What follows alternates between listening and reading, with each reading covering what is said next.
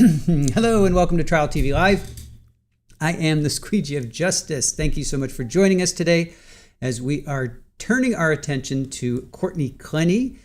She had a pretrial hearing that we want to show. Hello and welcome to Trial TV.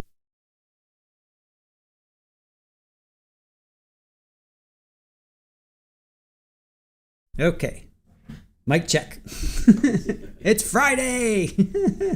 That's what happens on a Friday. All right, no Corey Richens court today, but we are going to turn our attention to Miss Clenney, and let's get started. Welcome in, guys. Let's get started.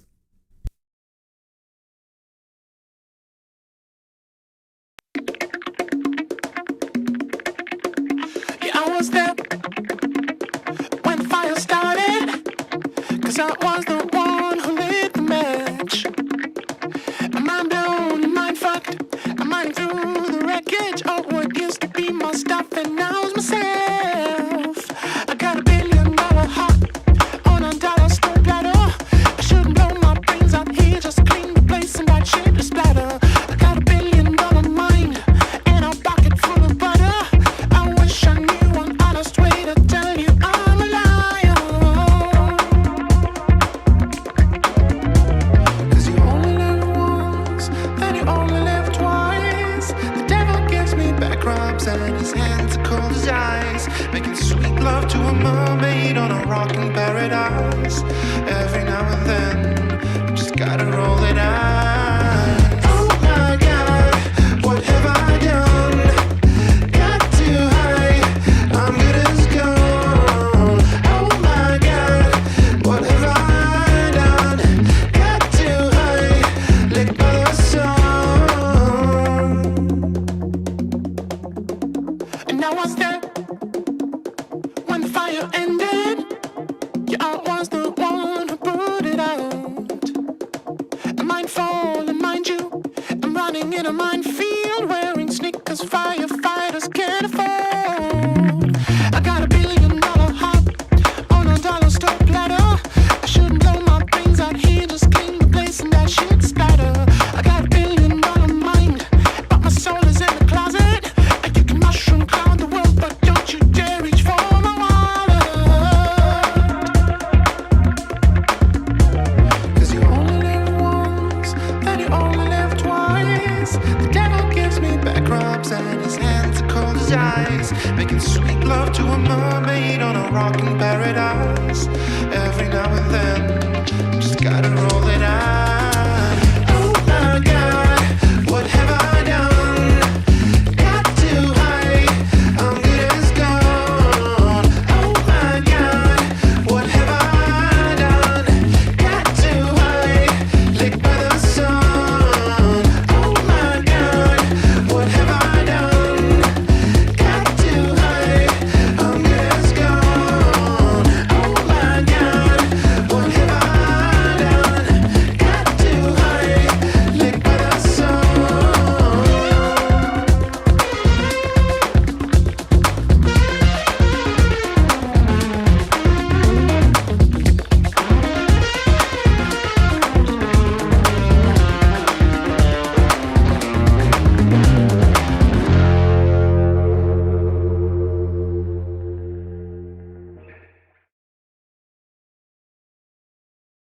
All right, welcome in everybody. Thank you for joining us as we are going to turn our attention to Florida versus Courtney Clenney. For those that are not familiar with this case, Christian Obumseli and Courtney Clenney were a couple. Courtney Clenney had an OnlyFans page, and she was somewhat popular there. And Christian was reportedly, allegedly stabbed by Courtney on April 3rd of 2022. Courtney says it was self-defense. She says Christian was coming at her and she threw with a knife at him, and we'll see. They have a history of having police called on them. We've shown videos before of body cam and police interviews with Courtney. I think in Las Vegas they had a situation. I think in Colorado there's a video. A friend took a video of her just yelling at him, and so anyway, this happened April 3rd of 2022. She wasn't arrested until August 10th. She was in Hawaii trying to detox, and they arrested her. So welcome in. It is Friday here. Good to see you guys. Let me see if I can get everybody. Nana, Tammy, good morning to you. Richard, good to see you. Kimbers, good morning. Red Snap, Tammy, good morning. Gina, good to see you. Dream Horse, Sherry, good morning. Got kids coming over? No problem. Joy, picture looks like she's getting a birthday surprise, right? JMS, good morning to you. Hell Rider, good to see you. Thank you for joining us. Shirley, good to see you. Meow. Linda, good morning. Birdie, yeah, long time no see. Thank you for joining us today. Denisha, good to see you. Marlene, good morning. Mallory, yes, happy Friday to you. Christy, good morning. Welcome in. Gracie, good to see you. Heidi, hello. Patrizia, you're mostly a lurker? No problem. Alex the Dane Mom, welcome in. Let me see here. I think I got to scroll up here when we went. Let's see. Jean, you recently subbed to our channel. Thank you for popping in and giving us support. Really appreciate that. Bama Green Eyes, good morning to you. Yes, Mallory, 1 year anniversary. Thank you for being with us for 12 months. Betsy Blue Eyes, you're feeling that music. I'm glad you guys like it. It's a good one, right? Hey, Barry. Good morning to you. Hell Rider, good to see you. Fanny. C. Gilmore. Yes, happy dance party Friday. Dream Horse loves the music. It's a good one, right? All right, let's see. I think I got everybody. Arwen, good to see you. Welcome in. Okay, I think I got you all. JMS, what a difference she looks. Yeah, right? It is amazing.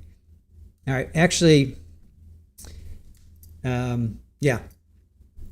Let's just get over to here. All right, so we're going to start off. We have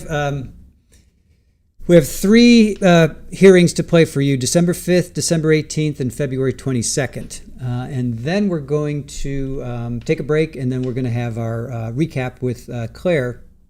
We're going to do Colin Gray recap. So stick around for that. So let's get to it. This one's short. This is only about 21 minutes.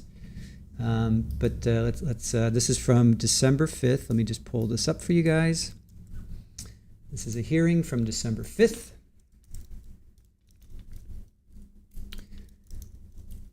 Let's see. Hearing from December 5th. Okay. So this is a hearing from December 5th. We're going to start off with that. Hey, Joanne, good to see you. Ionine, welcome in. All right. Why didn't that come in? Oh, there it is. Okay. Hearing from December 5th. All right. Here we go. Settle in for a Friday of Courtney Clenney pretrial hearings.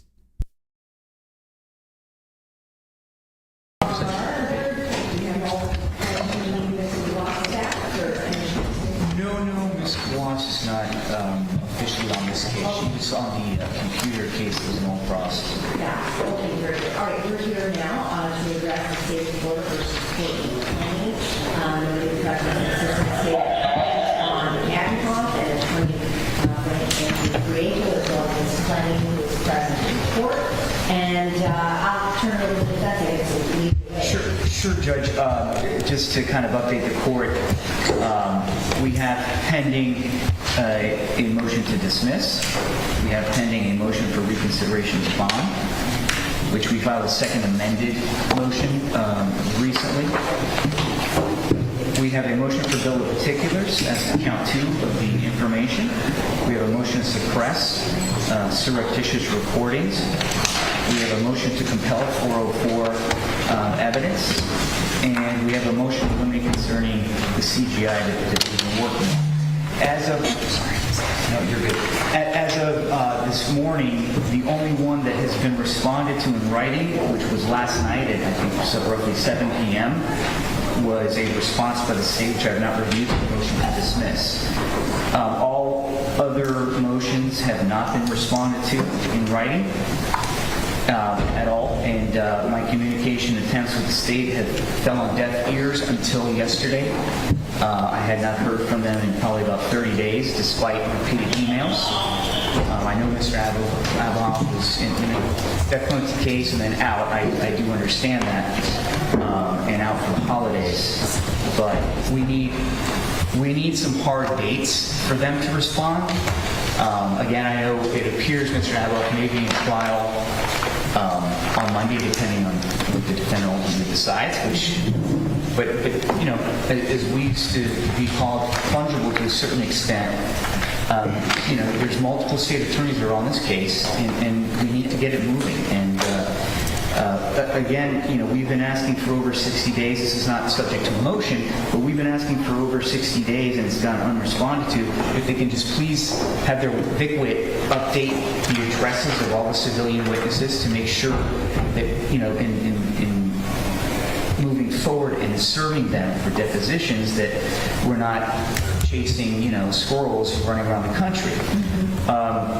So, again, Mr. Abraham, last night, in his very professional response,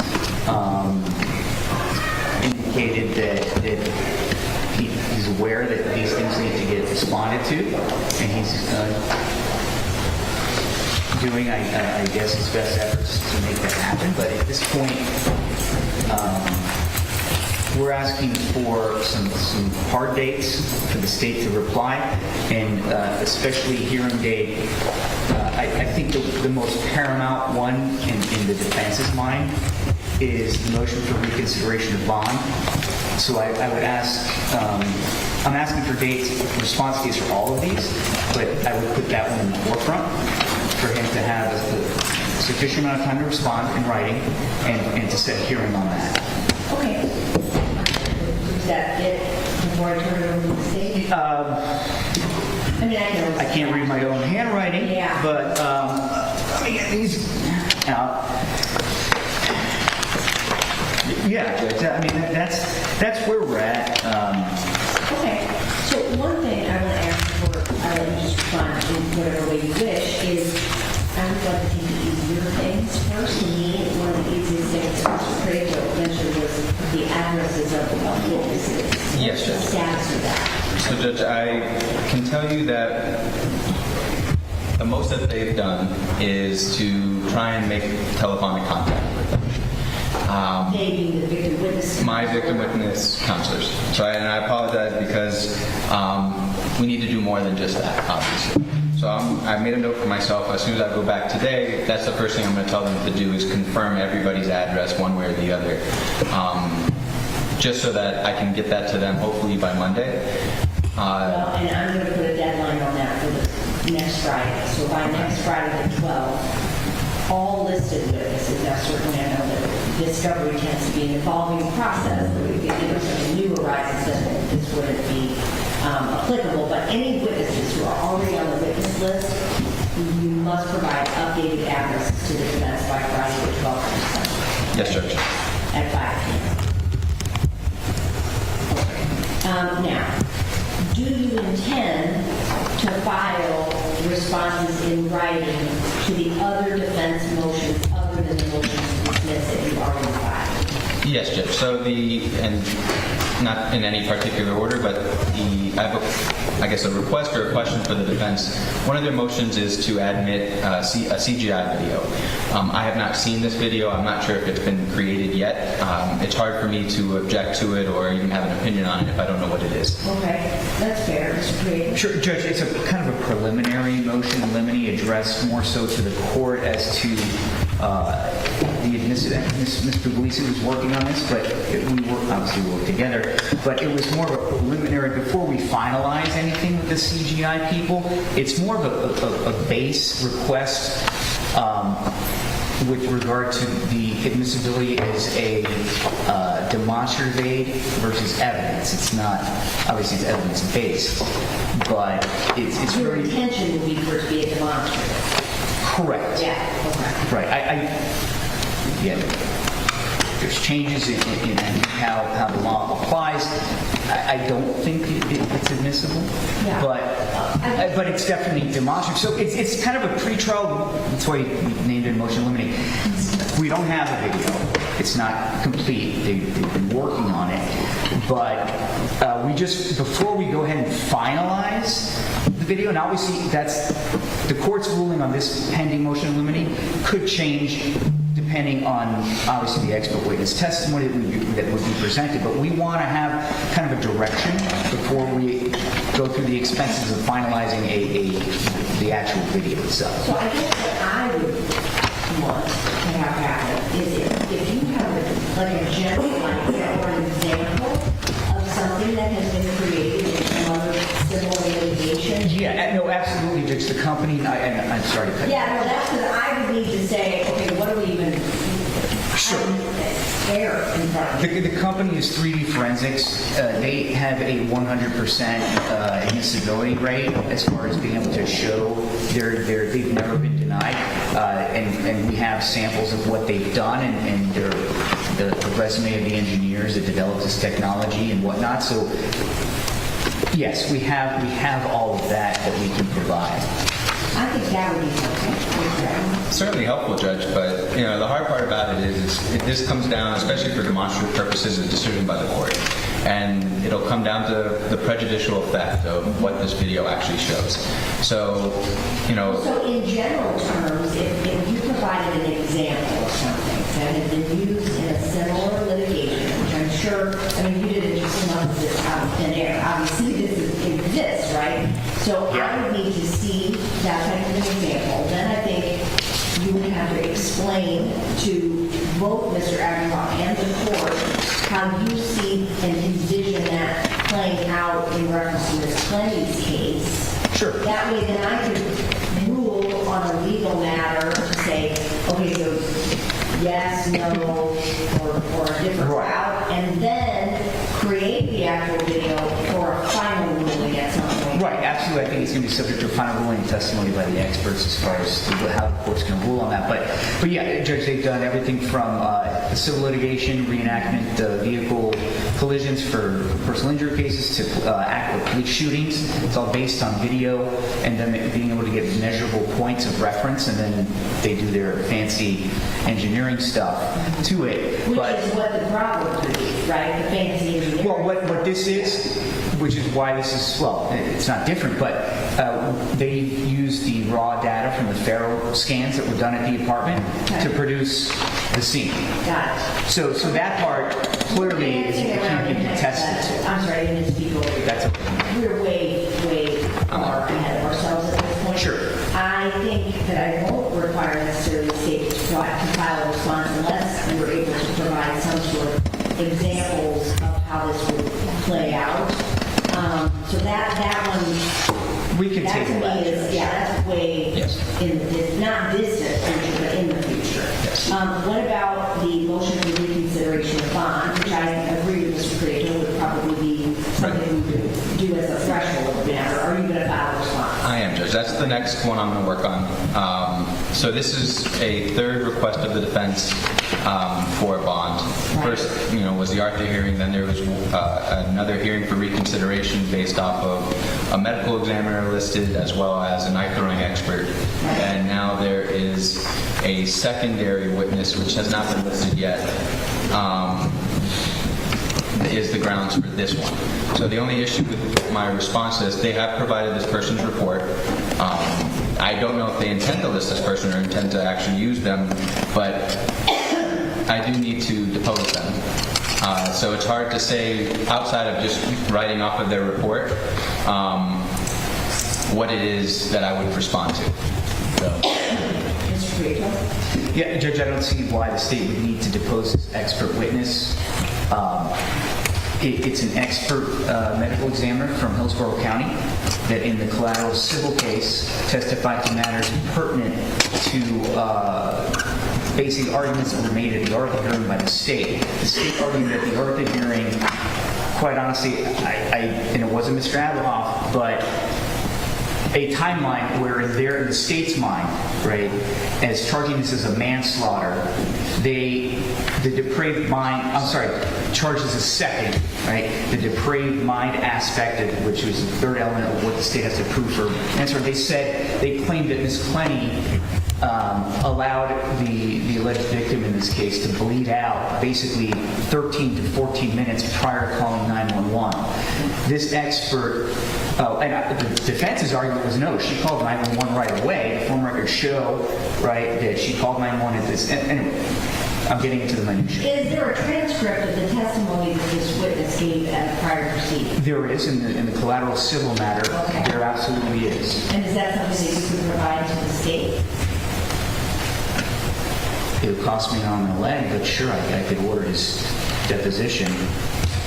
I mean, I think that at some point in the future they're going to want to depose this person, but if you're relying on, and I'm not saying that it has to happen before the motion for reconsideration, fine, don't get me wrong, but what I'm saying is in order for the state to be able to respond, because that is one of the bases that you have put forth, then he needs to know what this person is going to say. Right. I attached a very detailed expert report as an exhibit to the motion where Dr. Webb's, Malad Webb, details his findings, the basis of his findings. He refers to all the sources that he used to find it.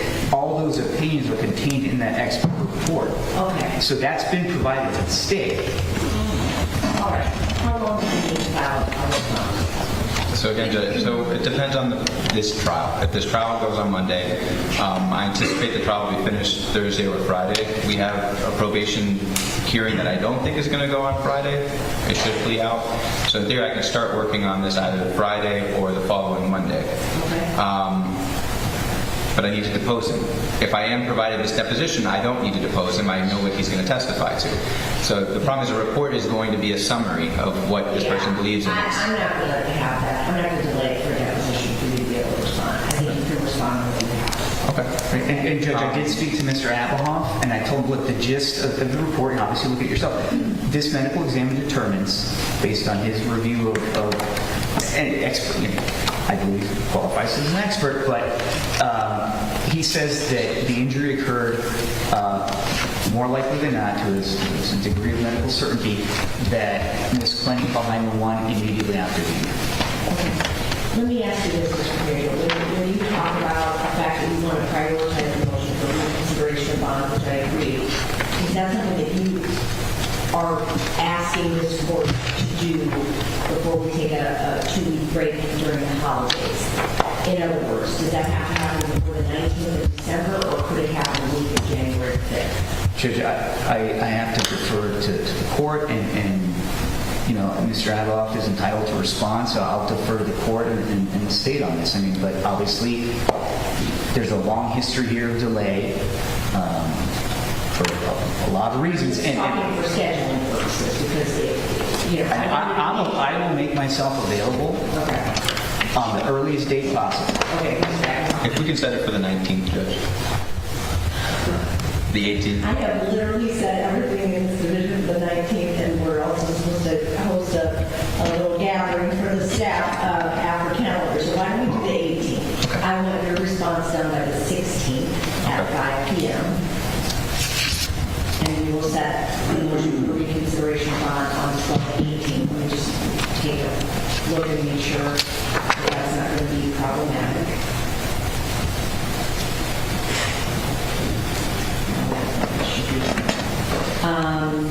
All right, so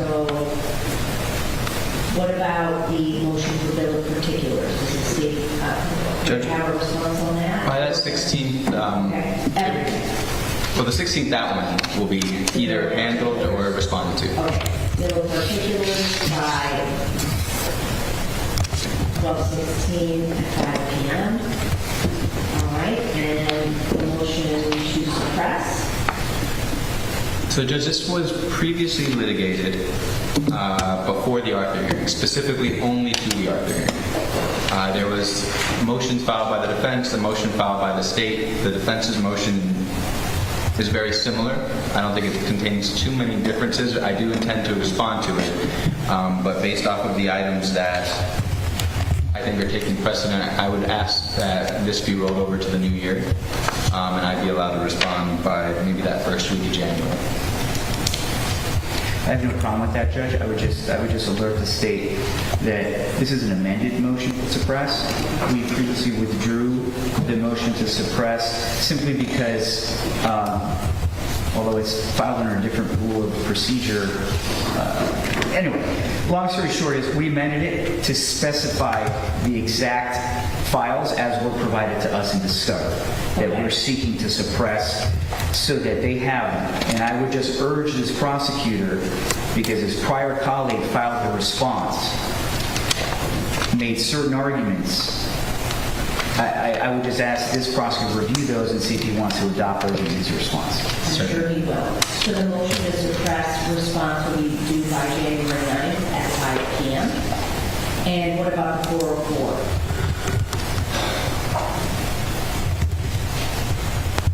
So I intend, honestly, we got a lot of it together for the Arthur hearing.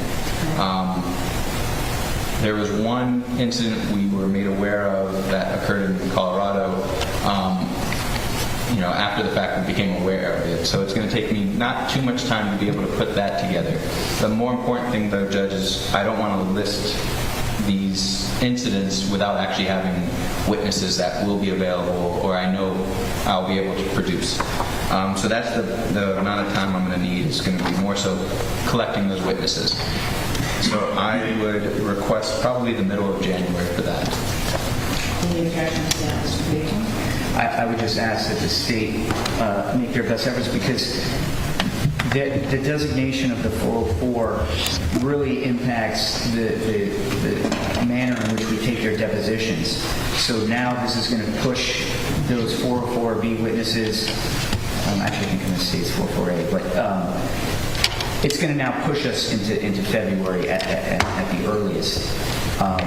So I understand the state needs to research it. If they are relying on specific incidents, they need to gather police reports. If there are police reports, I think they're required to disclose that to us. So I know they got some meat on the bone there, but I would just ask that they make, that's a hard deadline.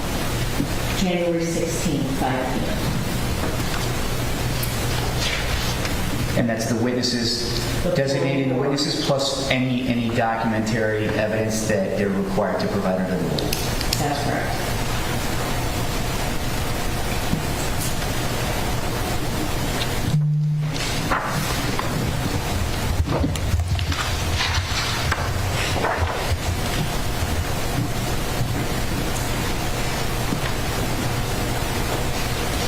All right, I think that we are at 12:18. Right. Anything further to say this time? Just to confirm, Judge, we want to litigate that motion to dismiss on that date as well? Or I'm not sure if defense wants to file a response. Mr. Prieto wanted to prioritize the reconsideration of bond, but that's fine with me. If everyone would be ready to do that on the 18th, we can do both the reconsideration of bond and the motion to dismiss. Was there they've already responded, so I need to review that.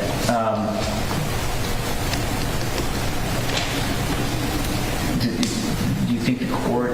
There's no rush on it. We have enough time on the 18th to do that? I don't want to cram the court's calendar, because I believe we can set that off in early January as well.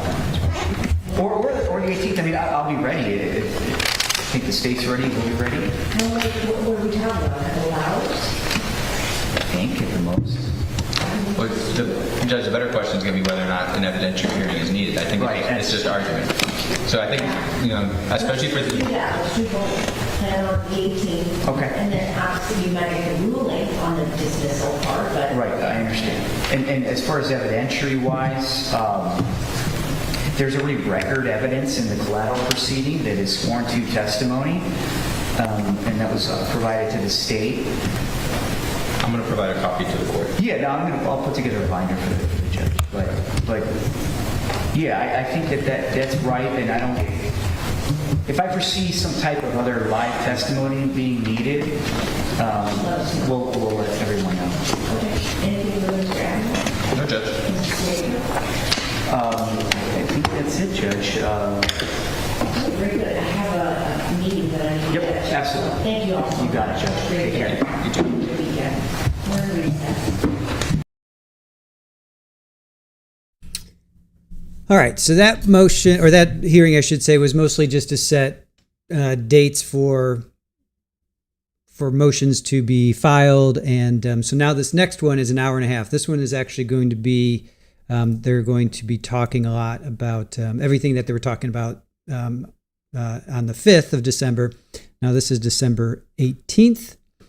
And this one this is not the one where she made faces. We'll get to that one.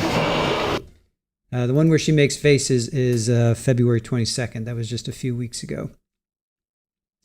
All right. So now this one.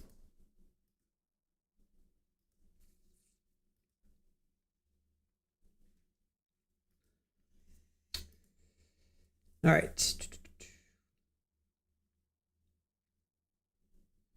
All right, let's get over to this one. This is from December 18th.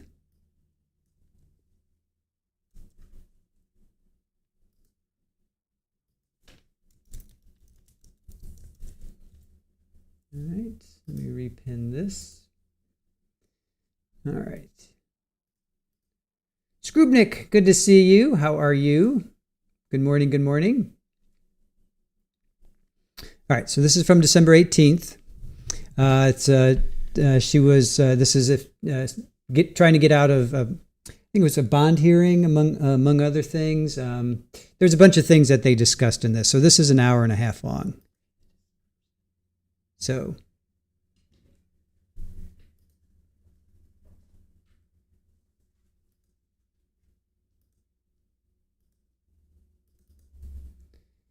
All right, so let's see.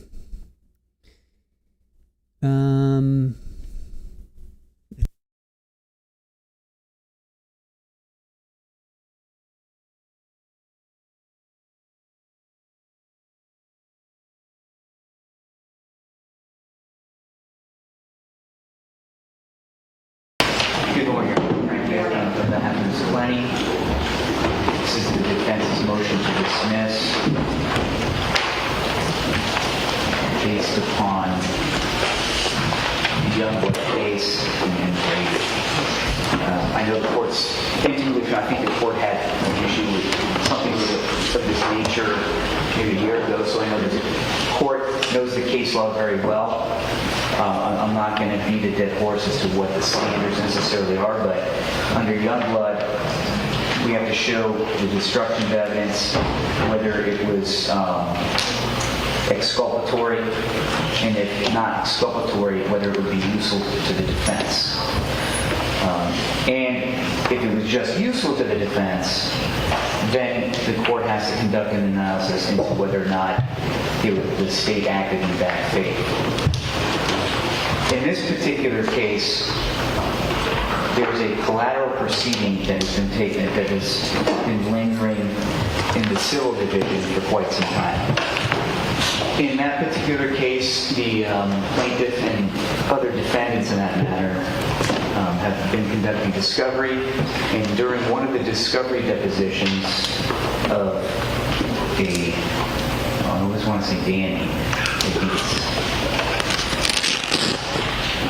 David, Mr. Del Valle, who was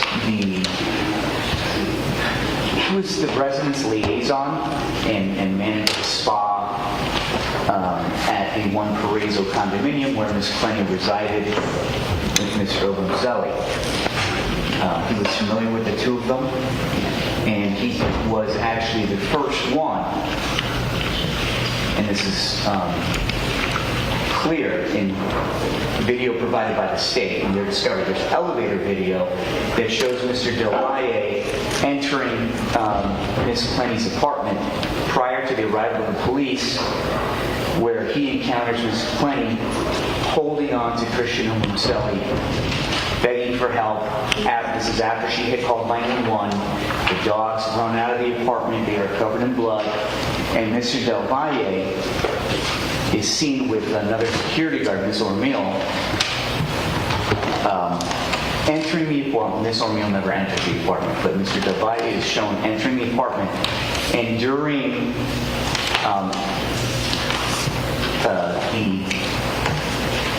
the elevator surveillance captures Mr. Del Valle videotaping and clearly taking pictures. One of the civil attorneys was able to scrape a video, I believe, off of some form of social media that clearly showed that it was Mr. Del Valle that had taken that video. Because you can see his shoes in the elevator match the shoes of the person who was in the apartment that had taken that very brief video that again shows Ms. Clenney clutching Mr. Obumseli in her arms. Mr. Del Valle at that deposition then went on to testify.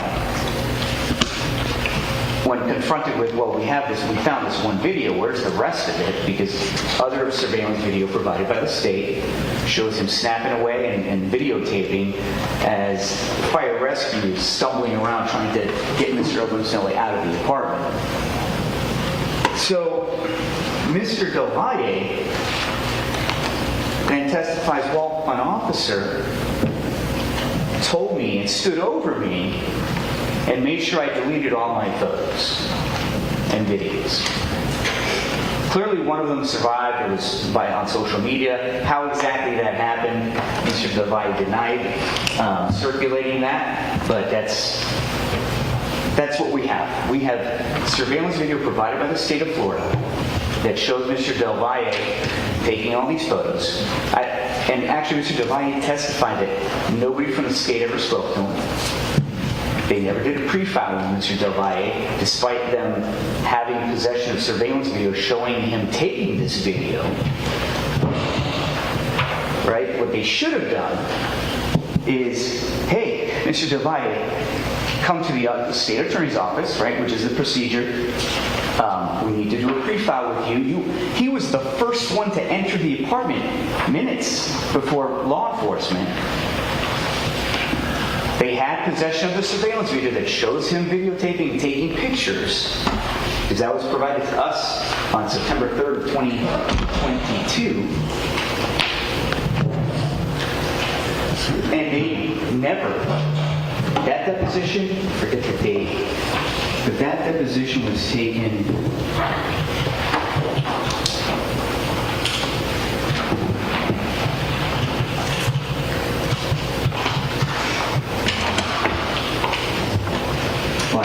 I just took the excerpts, but it was probably about 3 or 4 months ago. And so, constructively, at a minimum, the state was aware of this witness. They should have been aware that he was taking videos and photos. It was depicted in their own video they provided us. And they had never, as of the date of that deposition, he said he's never spoken to anybody. Again, going back, he testified under oath that an officer made him delete everything. He was questioned by the other attorneys, defense attorneys, during that deposition, by the plaintiff's attorney. I asked him very few questions, but I asked him if he knew the officer's name, no idea. Whether he was in a police uniform or in plain clothes as an undercover, he indicated it is a police officer who was in uniform. None of the body-worn camera that the state has provided to us has shown that, as far as my review goes. Yet, as in any homicide scene, there are so many police officers responding that have either the body-worn camera has not been provided in discovery, of all the police officers that are listed in discovery. Let me just stop you real quick. Sure. To make sure I heard you correctly. You're saying it's possible that not all of the body-worn cameras have been turned over, or that it is your belief that not all of it has? Which is obvious it hasn't all been. Okay. Now whether or not, I'm sorry to interrupt. Can I ask how or why they believe that? You'll have a chance to respond. Make sure you make a note of that so that you can respond to it. I just wanted to make sure that I was hearing you correctly. sure. The only way it's not possible, in my opinion, based upon the video surveillance that I watched, was whether we have the responding officers, the two first that entered the apartment, Carballo and another Latin named officer. We have another officer or detective that was running around taking notes. We have another one that was standing outside. And in those body-worn cameras that we have been provided, there's maybe 6 or 7, 8, 9, 10 other units that responded. And we don't have those.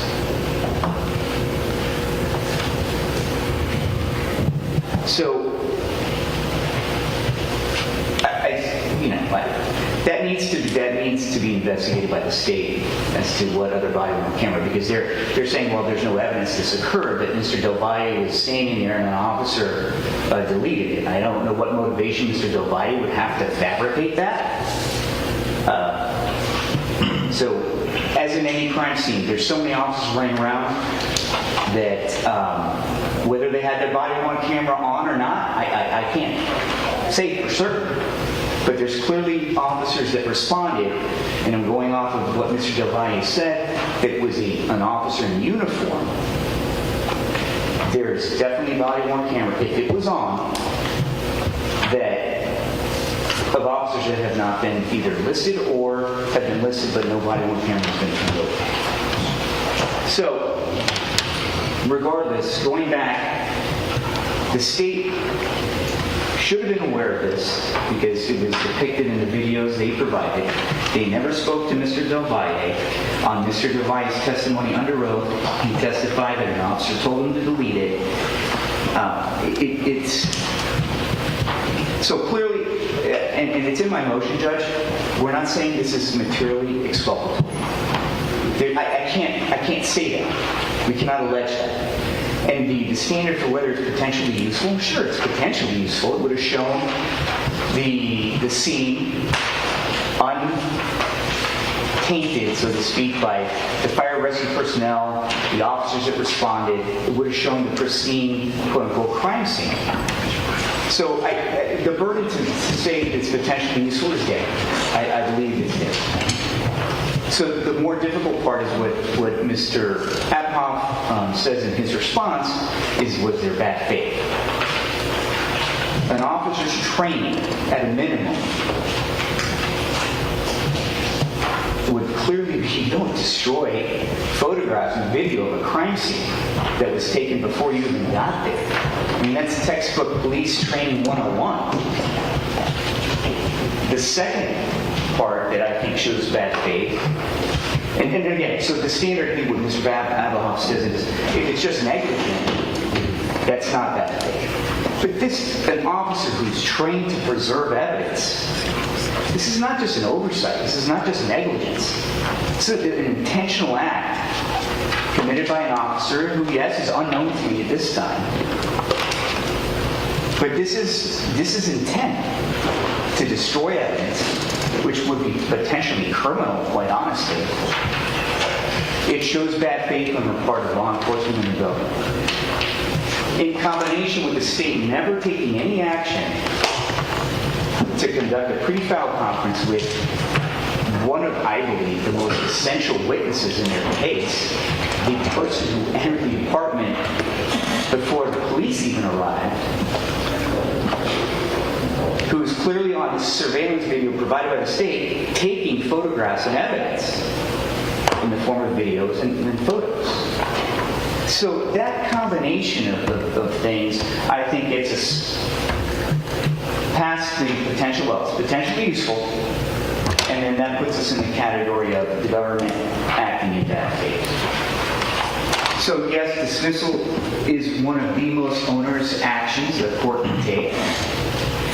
But in combination, although I don't necessarily believe it is a factor under Youngblood, but the combination of all these factors, in combination with prior misconduct on the part of the state, and I do include this in my motion, the rule of professional conduct that we all had as prosecutors, in one of the footnotes to 4-3.8, is that prosecutors are ministers of justice. They shouldn't secure a conviction just to secure a conviction. They're gatekeepers of the justice system. And if they're not acting in good faith and carrying out their oath as a prosecutor, I think that goes to the bad faith and the intentional destruction of evidence. They had this video of a person taking photos and videos of a pristine crime scene. So I think that they can't hide behind, well, we didn't know, or we think Mr. Del Valle is a liar. The evidence that we have here is his testimony under oath saying that he was instructed to delete that. So I think that this does rise to the level of a Youngblood, possibly even a Brady violation, but I think that when we look at everything that has transpired in this case, plus what we have here, that the court should consider dismissal. Thank you, Mr. Cagle. Mr. Adler? Yes, Judge. So defense does not discuss too much as to the materially exculpatory aspect of this. They concede and they move to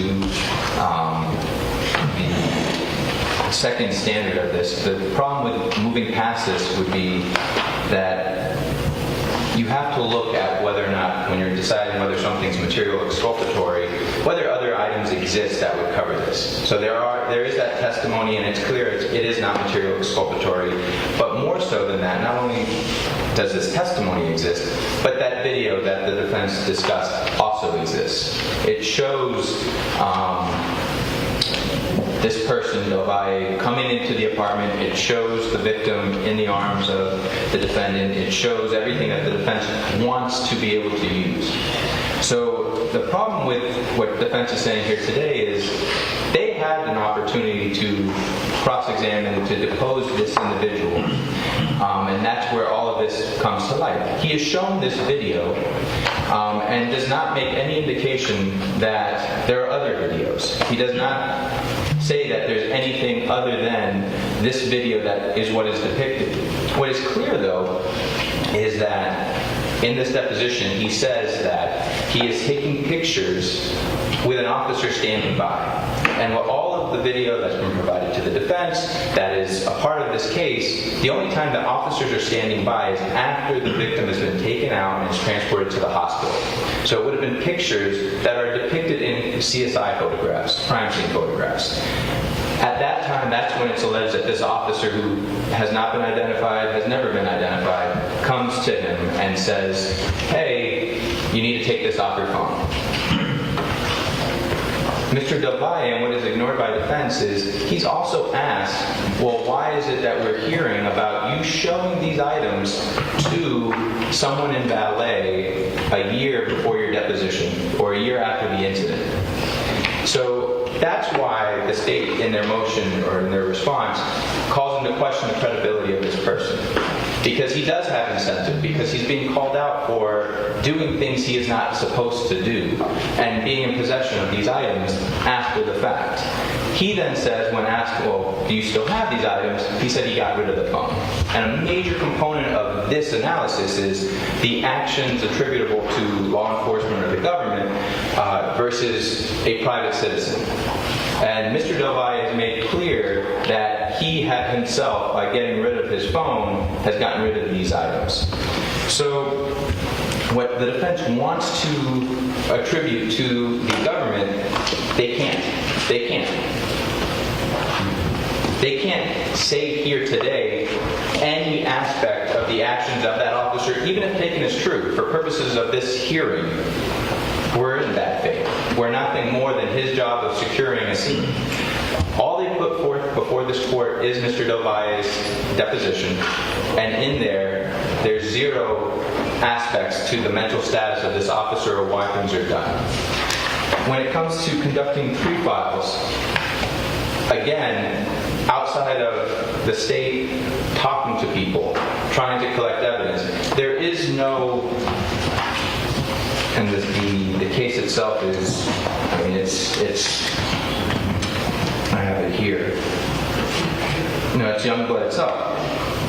The U.S. Supreme Court has rejected the idea of imposing on police an undifferentiated and absolute duty to retain and preserve all material that might be of conceivable evidentiary significance in a particular prosecution. They want to speculate that the state, in not doing this pre-file, was acting in bad faith. But that's not enough for them to meet their burden in this hearing today. So when it comes down to their burden in showing bad faith on any government actor, they cannot do it, and they cannot definitively show at all that the actions of, even if these items existed, their destruction was not done by a civilian versus a government entity.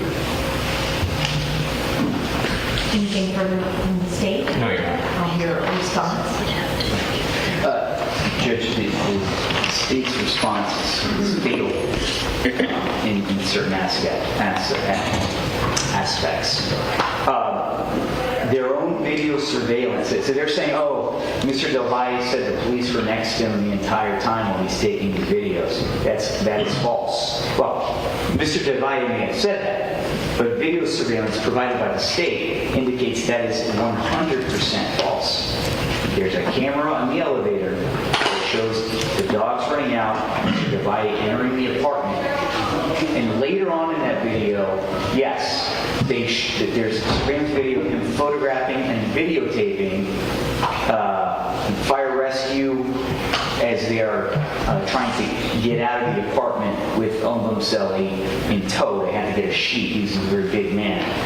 They couldn't fit him in the gurney for whatever reason, so they were pulling him in a sheet. And he's sitting down, crouching down and taking photographs and video. But again, police were there at that moment. But the first part of the surveillance video showed Mr. Del Valle going into the apartment, and we know he was inside the apartment because the surveillance video from the elevator provided by the building, you can see his shoes, and the video that was scraped from some social media from another defendant in the civil case shows the same shoes. And again, the scene where Ms. Clenney is clutching Mr. Obumseli in her arms. So that argument that the video was there and would show the same thing fails. As far as the Youngblood, the might portion,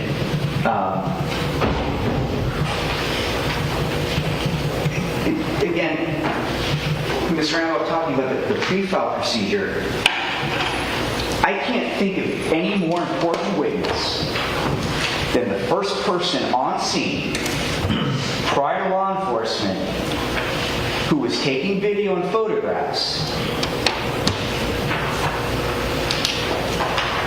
I can't find anybody more important at the first investigative phase. Maybe Mr. Adcock wants to throw the lead detective, Detective Briseno, under the bus because this is a botched investigation from the beginning. I'm going to object. Okay. I mean, it's speaking for me.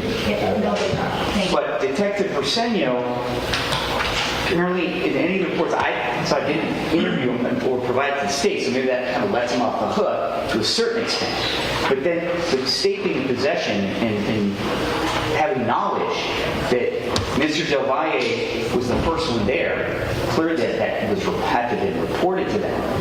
And then them having the surveillance video, this goes beyond negligence. This is something that they should have spoken to, gathered the evidence, and they still haven't spoken to him. That boggles the mind.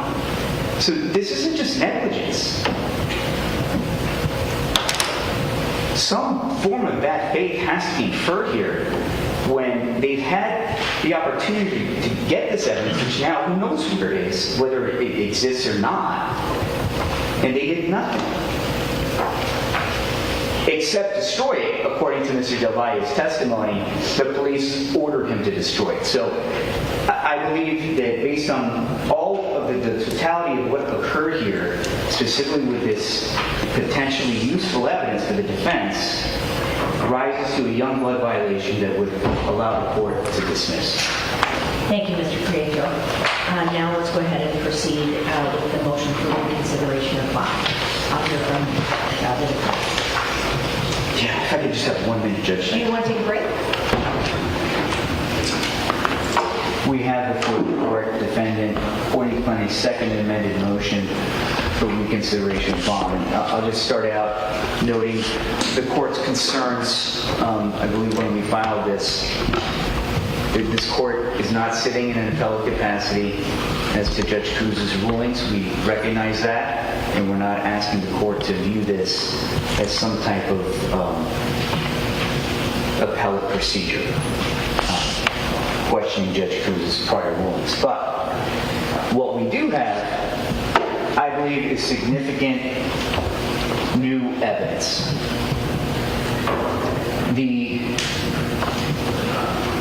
The evidence that we have is now, again, in a collateral proceeding, the civil wrongful death case.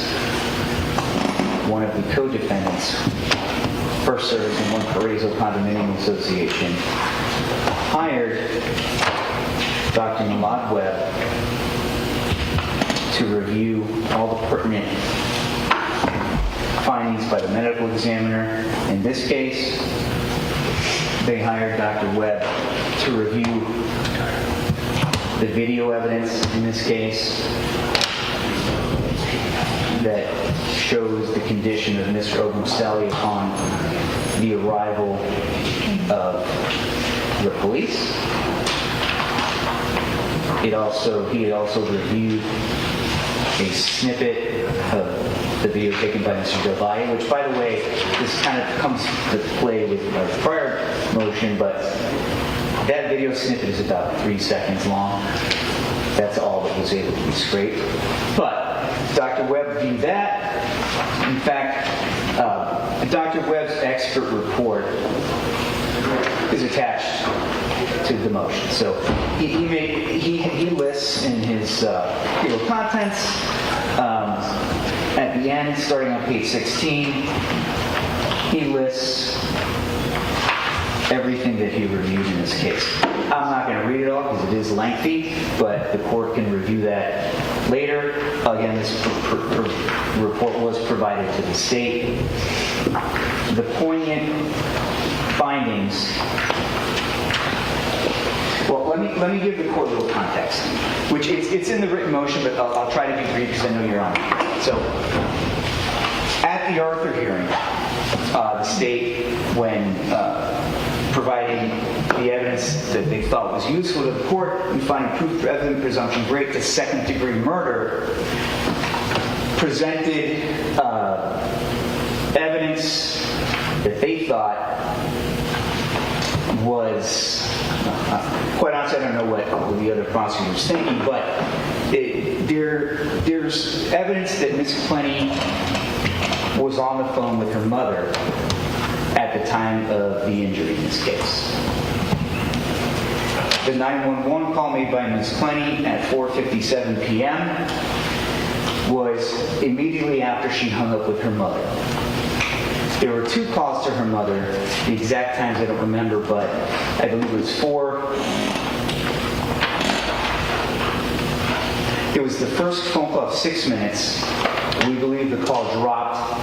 Ms. Clenney immediately called her mother back, and then that call is approximately 7 minutes. And then, again, within 30 seconds to it, you can't tell because the Verizon wireless phone records show 14:57, the 911, 14:56, but it doesn't have the seconds to it. So, but we believe the evidence shows that Ms. Clenney hung up with her mother and immediately called 911. Our argument was within seconds, 30 seconds or so of the injury. The state believed and presented their argument that the injury occurred while Ms. Clenney was on the phone with her mother on the first phone call, and that basically let him bleed out for, I think they argued, 12 to 14 minutes, something to that effect. And why is this relevant to the motion for bond reconsideration? It goes to whether this is a second-degree murder or a manslaughter, which the court can review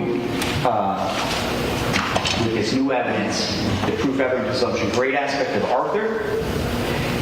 But yes, after that reconsideration, the court also needs to review the factors of pretrial detention, which are, risk of flight, danger to the community, and whatnot. That's a secondary. So whether or not this changes proof, evidence, presumption, great per second, it really goes to later on, which the state argues that she's still a danger, right? Never mind this new evidence, nothing, that doesn't change the calculus of whether or not she's a flight risk or a danger to the community. But it does. A manslaughter is a bondable offense. It's still an enumerated dangerous offense where the court still needs to make findings that she's not a danger to the community or a flight risk. And we also have new evidence about the flight risk, mainly the financial component of whether it is pointedly stated in my motion, she's broke. I mean, that's the most precise legal term I can use. She's broke. So, going back to why this expert's opinion is so important. To prove, a second degree, they have to show depraved mind and coupled with inaction. Manslaughter is reckless. I'll get into that a little bit later. But this forensic report by Dr. Milad Webb, in his medical expert opinion, he's a medical examiner in Tampa, currently. He was an Army medic. I believe he was a doctor already, serving in the... No, I apologize. He was a nurse or medic in the military.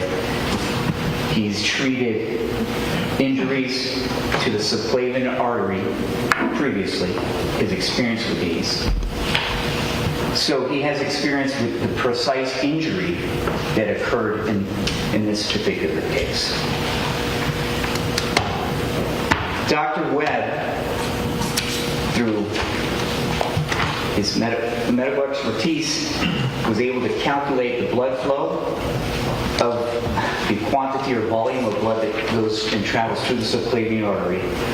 He then, obviously he examined all the medical examiner photos, and in his opinion, based on blood flow calculations, based on the evidence that the state has, mainly the 911 call of Ms. Clenney, Mr. Obumseli can be heard speaking in the background, saying he can't feel his arm, he can't feel his arm.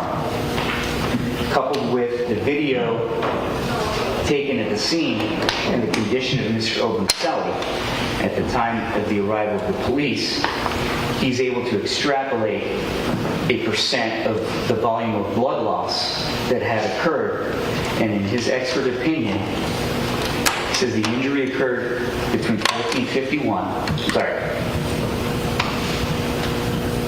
16, military time, it was 4:51 regular time, 4:51 to 4:57 p.m. PM. Correct. Okay. And again, it's not, I think it's in my motion, but the 911 call from Ms. Clenney was at 4:57 p.m.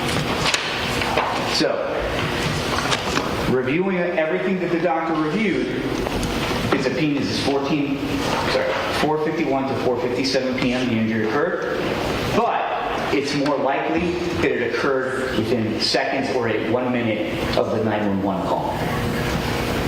And that is important because the state's theory at Arthur that this is a second-degree murder is eviscerated.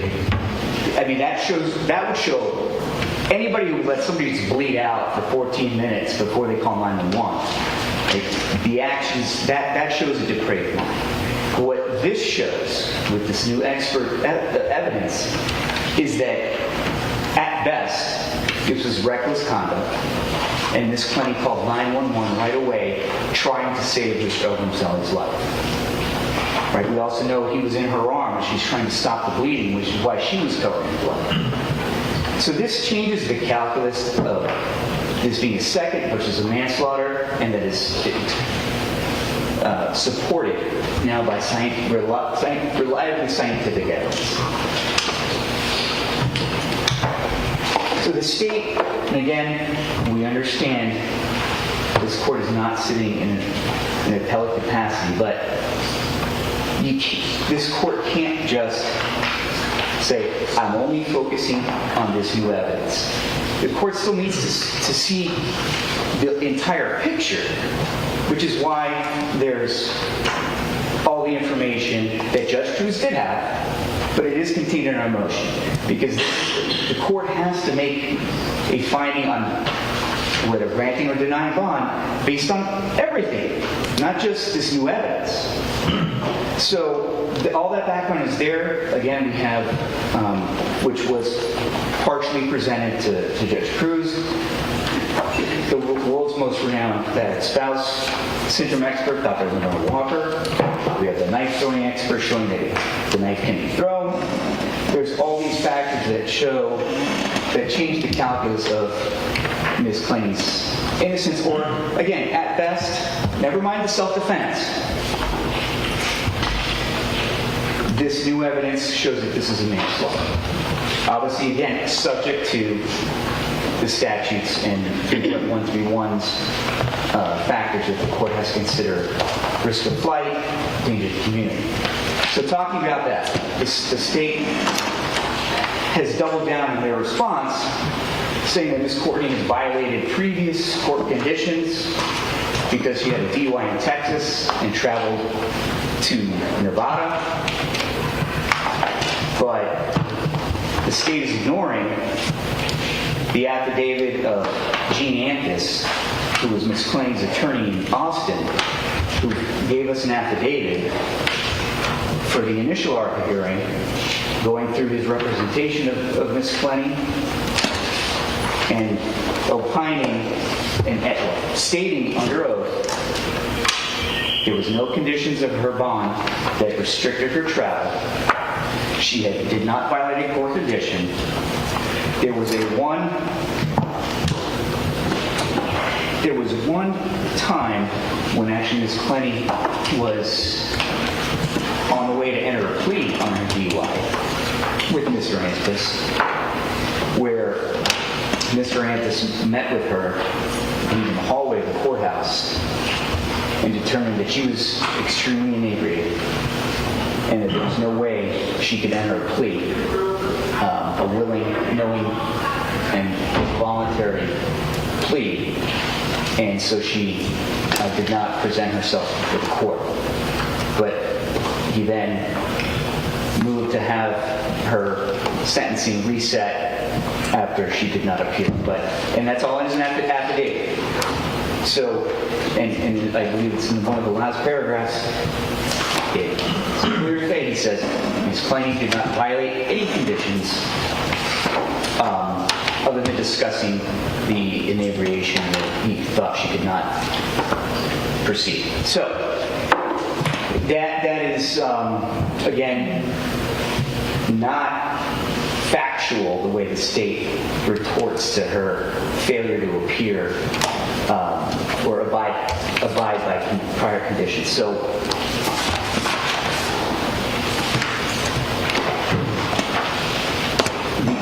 speaking to her risk of flight, again, going back to the prior state's arguments that Ms. Clenney has millions of dollars to flee the jurisdiction. That calculus has changed.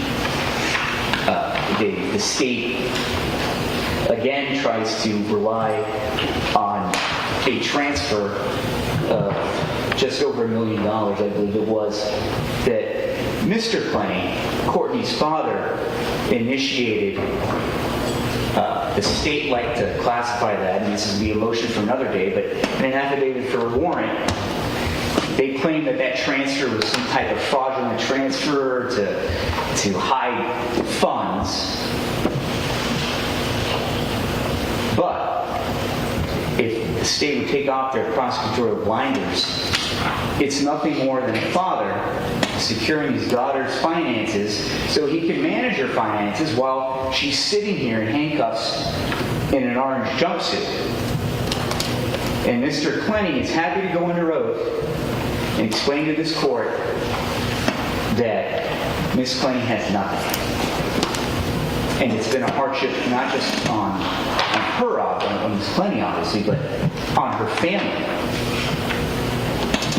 The finances are clear, and the state likes to call me out and say I presented no evidence. Well, let me just say, I'm not going to put anything false into a plea.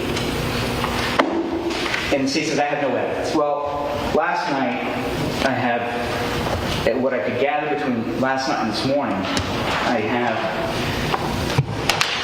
the foreclosure letters from a law firm on her home that she is in default. And I would also have Broadway Bank notice of closed account.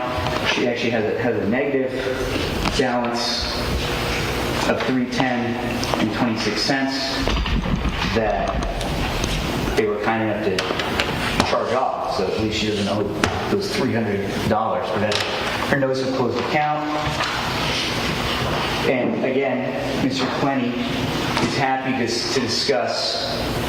I think it would require, or should be, an in-camera hearing with the court, and we don't mind if the prosecutor's there, but I don't think discussing her family's financial condition is something that I'm going to speak to on the record. But it is all accounted for, and Mr. Clenney is happy to go under oath to discuss these things. She is correct. She's got no money, and I'll pass this up to the court if I may. I guess we could just mark this as defense. Are we one or defense composite? I'll send you that. I'm sorry. I'll send you that.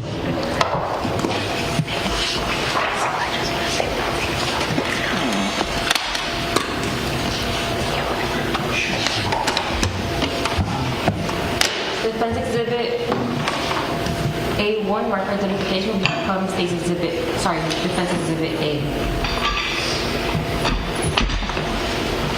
Thank you. Is that over? No objection? No objection.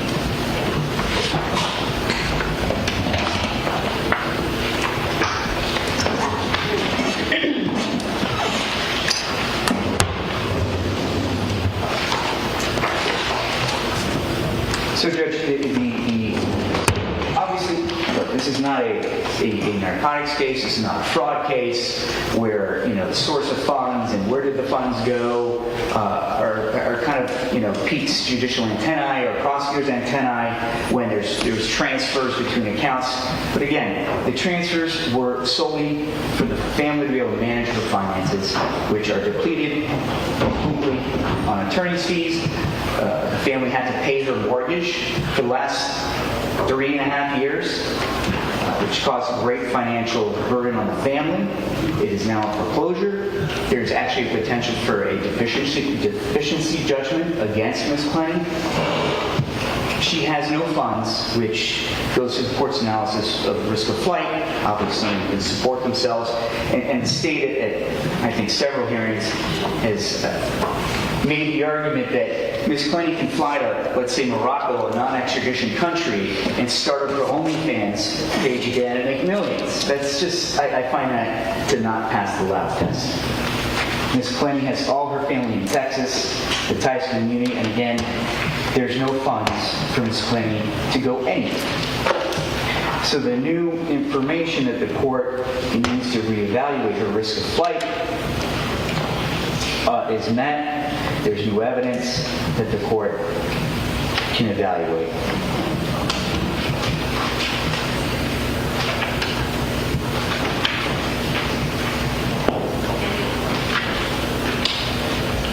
going back to the manslaughter versus second degree under the pretrial detention statute.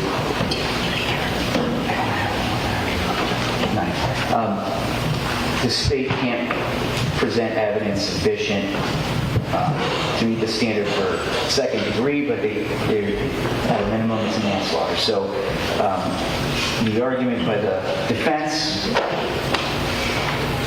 and I just have a short, I promise I'll be quick, Judge, on a little PowerPoint here, just discussing a couple of those things. But I believe Ms. Puglisi, my better half, really 3.5 years that we've been together on this case, wanted to address the court on one issue that she made. Certainly. Judge, I just want to speak to the misconduct for a second and the delay. And the reason it's important is because Courtney's been in custody now for over 3 years. And 18 months of that has been a delay, not a delay by the defense, but a delay by the state based on their misconduct. And it's not a belief of misconduct that we've alleged, but rather a misconduct that the court, Judge Cruz, actually found. She found not just one violation of misconduct, but 2 violations. And so once those violations were found, and honestly, it's for something so sacred that we as defense attorneys take, which is attorney-client privilege and work product. You know, we work very hard to defend our clients, and we do so believing that the state attorney's office will uphold their oath. And what we know is that Attorney Clenney looked at emails, and the second violation, which I want to speak about, the one which I think is more serious, is the fact that he looked at a privileged email that I wrote to the family. Attached was a email that said, or excuse me, a Word document, which was a bullet point of things to do to prepare for her case. It was titled confidential, and not only did he review it, but he forwarded it on to law enforcement. What's important about this is the timing of it, because, and I believe this to be correct, I don't have the dates in front of me, but that second violation that was discovered came after the motion for reconsideration of bond. At the last motion for reconsideration, we did allege the misconduct, and at that time Judge Cruz had found that there was misconduct, and so that was fine. But she didn't know about the second one, which was later discovered, which is even more egregious in this case. And so I think that the court should take that into consideration, because as a result of the misconduct, we were forced to have to file motions to recuse. And the reason we had to do that and delay preparing the case is because you can't prepare and do depositions and with prosecutors who have committed misconduct. So while they may have wanted us to continue to prepare, we couldn't do anything. And so she has languished for an additional 18 months, which this case could have been tried over 18 months ago. And so I think that the court should take into consideration not just that misconduct, but the delay that it caused. And it's not us alleging it. It is a proven fact found by Judge Cruz. Thank you. So, Judge, to wrap up kind of the analysis before I just do a quick PowerPoint, obviously the court needs to consider, right, the protection of the community, risk of harm to the community, risk of physical harm to persons, and under 903.046 are the conditions the court is familiar with when determining bond. Just briefly, the defense to the community. But Ms. Clenney, the plan would be for her to return to Texas, where she has her family. If necessary, we can find her a place here. But Ms. Clenney does not pose a danger to the community. One of the issues in this case of this tumultuous relationship between her and the decedent it was a drug and alcohol-fueled relationship. Mr. Obumseli would purchase narcotics for her, use narcotics with her, and it was quite the toxic relationship, more so when the parties were inebriated. Ms. Clenney had a very severe drinking problem. Drugs, lesser of a problem, was more than alcohol. And that, when Ms. Clenney was, obviously, there was a delay in arrest. I believe the court's familiar. This incident occurred on April 3rd, 2022. She was not arrested until August of 2022, 4 months later, where she was in Hawaii seeking treatment for her alcohol disorder and for PTSD. And again, during that entire gap between her arrest, I was in touch with the lead detective and the state attorney's office saying, hey, if there's going to be a charging decision made, we will self-surrender. That they wanted, whoever's decision it was, we're going to go send a SWAT team to go pick up the young lady who's in rehab using SWAT and helicopters to conduct surveillance. But again, those actions, not just by myself, but by Ms. Clenney, shows that she's not a fighter. She was seeking treatment, and she's been in, as Ms. Puglisi was saying, she's been clean and sober, thankfully, for over 3.5 years now. And if there's a concern of the court about usage, she can be tested. They call it, is it a scram? They change names. I don't know what the acronym now is on what they're using. She could be put on an alcohol testing device. But again, you're looking at the factors of 903.046. She's not a danger to the community in general. She had a DUI. She had a prior domestic battery in Las Vegas, where it was Mr. Obumseli, who was the alleged victim in that case. Those charges were dropped. I'm not going to get into the details of that case, but there's a lot that went on there. But again, it was dropped. There was evidence that her hair was on the floor. Ms. Clenney's hair was on the floor in the hotel room, but she's the one that got picked up trying to cover for Mr. Obumseli. But in general, she's not a danger to the community. And I think it's relevant, and we can just go through the PowerPoint in considering. And why I'm going through this, Judge, I think a person who's committed a second-degree murder versus a manslaughter, right? We have the depraved mind versus reckless conduct. And I think that's a significant difference. But again, as the state points out correctly, these are still both dangerous crimes, and the court has to go through a subsequent analysis prior to granting bond, even though manslaughter is a bondable offense. So this is the elements that the state would have to prove. I would just point out element number 3, right? It's an unlawful killing, an imminently dangerous act, demonstrating a depraved mind. What we have here, looking at the new evidence of Dr. Webb, this is not an act that was demonstrating a depraved mind. So just describing what's imminently dangerous is one of the elements. It is done from ill will, hatred, spite, or evil intent, and in such a nature that the act itself indicates an indifference to human life.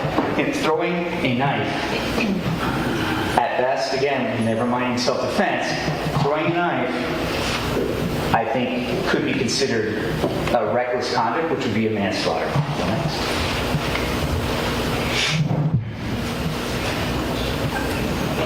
Judge, we have a self-defense case here, and I know Judge Cruz evaluated some of what we had as far as self-defense. Again, I would just point out the experts in the knife throwing that we have now, but I'll skip through the defense jury instructions. I don't think it's so relevant for the court's consideration now.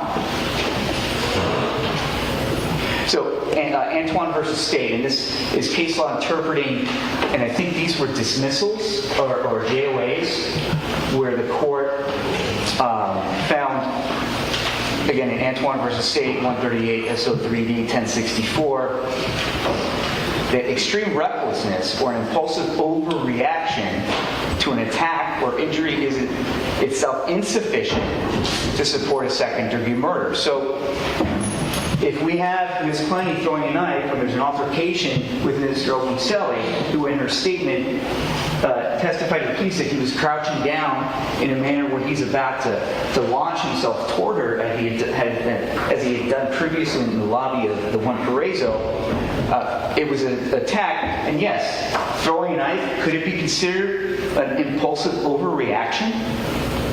Sure. But again, the case law shows that's not a second-degree murder. This is a manslaughter. Again, a bondable offense. So an impulsive overreaction, again, is insufficient to prove the ill will, hatred, or spite element of a second degree.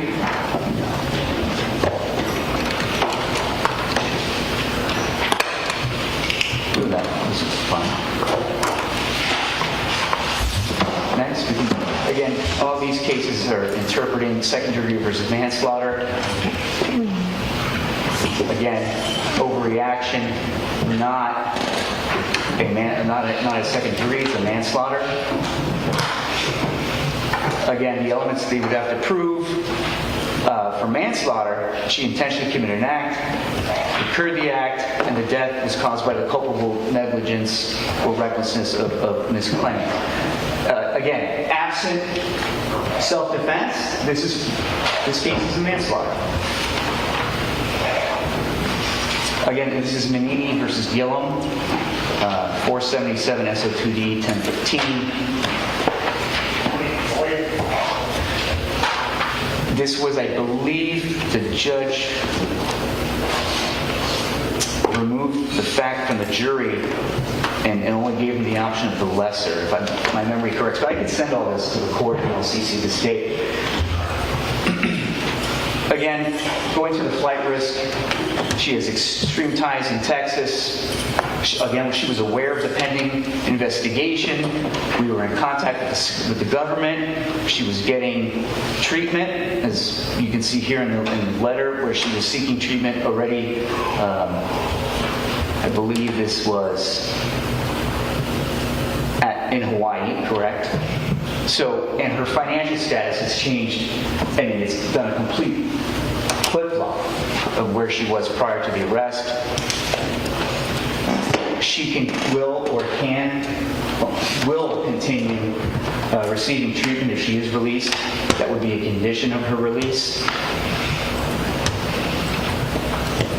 And the type of crime alone is not a reason to deny bond. Her criminal history is minimal, including the DUIs. And again, going to, I believe the statute does not allow you to release her on non-monetary, so we would ask for not a huge. I would recommend a $100,000 bond. Monetarily is a challenge these days, but she can be put on GPS monitoring. There's the company that Mr. Ulisi found that can monitor her even in Texas and does monthly reports or weekly reports to the government. I think we have another slide. She should be ordered to continue an outpatient treatment. This is the company, EPS Monitoring, that they have a really good, Sabrina knows a little more than I do, but they produce reports for the court.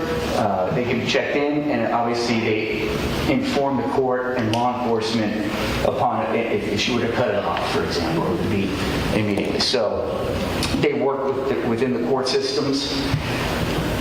And I don't know if things have changed in Miami-Dade County. I just recently had a client in Alachua County that was put on GPS, and my concern was they wouldn't release him because how are you going to monitor him in Miami? Because he was a resident here. They're like, oh yeah, no problem. The way all the technology works now, my client was in Alachua on GPS being monitored here. No issue. So I don't know if Miami's come I doubt it. But if they have that technology available, but if not, we have the private company that is willing to do it. Their mission statement. Now, this is also attached to the motion for reconsideration of bond. This was a case this was a Manatee County case. It was in the media. The young lady was a ballerina, dating or married to some wealthy individual, and police respond. She was shot. She shot the guy multiple times, right, facing second-degree murder charges. And in that case, which was a 2020 case, it was just resolved, I think, last year. She was actually convicted, but at bond, she was considered. She got a $100,000 bond. Not sure what that. Subject, maybe another charge, ROR, but no contact with victim, no firearms. She had electronic monitoring, and this was also a highly publicized case of the Manatee. Again, bond granted on the second degree, and that involved a firearm. We also have the next case, Marcia Thompson. I believe she was a correctional officer who she emptied her, I think 5 times, shot her husband, longtime husband. And in this particular case, I believe the defense, well, I don't believe, I know, but she was granted bond. House arrest with a monitor. Bond was set in the amount of $250,000. No firearms, other standard conditions, right? Surrender passport, right? It's something that the state wants or believes that she, according to a flight risk, will surrender her passport. In the Marcia Thompson case, by the way, the defense, the second-degree murder, the defense hired not Dr. Lenore Walker, but a different one. I think the state's expert, or intended expert in this case, and Marcia Thompson was acquitted by a jury. I'm not familiar with the facts, but apparently it was long-term abuse by her husband. So, Judge, to sum it up, we do have the new evidence, the Dr. Malad Webb report. We have her new financial condition, which the state said I didn't have any documents, which now we do, and I'll get some more. But the calculus has changed significantly, and I believe the court is not sitting in appellate capacity, but I believe this new evidence provides the court sufficient information, and of course, you have to look at everything in this case, but I think that there's a significant basis for the court to grant bond on this matter. Thank you, Mr. Chief. Mr. Avanaugh? Yes, Judge. So, the basic premise for why we're in front of the court, Judge, is 907.0441, 5K, and for criminal procedure 3.132M. Both require either a subsequent event or new information that has materially altered the circumstances that justify the detention. Judge Cruz sat in your capacity right now, Your Honor, on this exact case on 2 separate instances and has heard all of this evidence except for 3 things. Then the 3 things are Dr. Webb's deposition, or her report, I should say, this financial situation, and the motion that we just heard before, Your Honor. Defense brings up potentially a 4th one, but I believe it was handled by Judge Cruz about this misconduct. And I'll start with that just to address it. When it comes to, Your Honor, and not sitting as an appellate in an appellate capacity, you look to Judge Cruz's findings of fact, and there are very specific findings of fact. When Judge Cruz ordered the defendant to be held at the first Arthur hearing, Judge Cruz stated, the defendant has millions of dollars at her disposal and the ability to make more outside of the jurisdiction of the United States. That still hasn't changed. Defense calls it a laughable situation, but that is a reality. And it's a fact found by this court. The state is correct that the defendant's criminal history in previous cases show the defendant did not abide by the terms of her pretrial release conditions, at the very least picking up new cases when out on bond. That's a finding of fact by the court. Defense talks about this affidavit. That was before Judge Cruz in making that finding of fact. In those cases, the defendant was facing little jail time and still did not abide by the court's orders. The court is concerned about the defendant, what the defendant might do when faced with the possibility of life in prison, which is what she faces here. The court does not agree that placing the defendant on house arrest with her parents in Texas is an appropriate form of release in this case.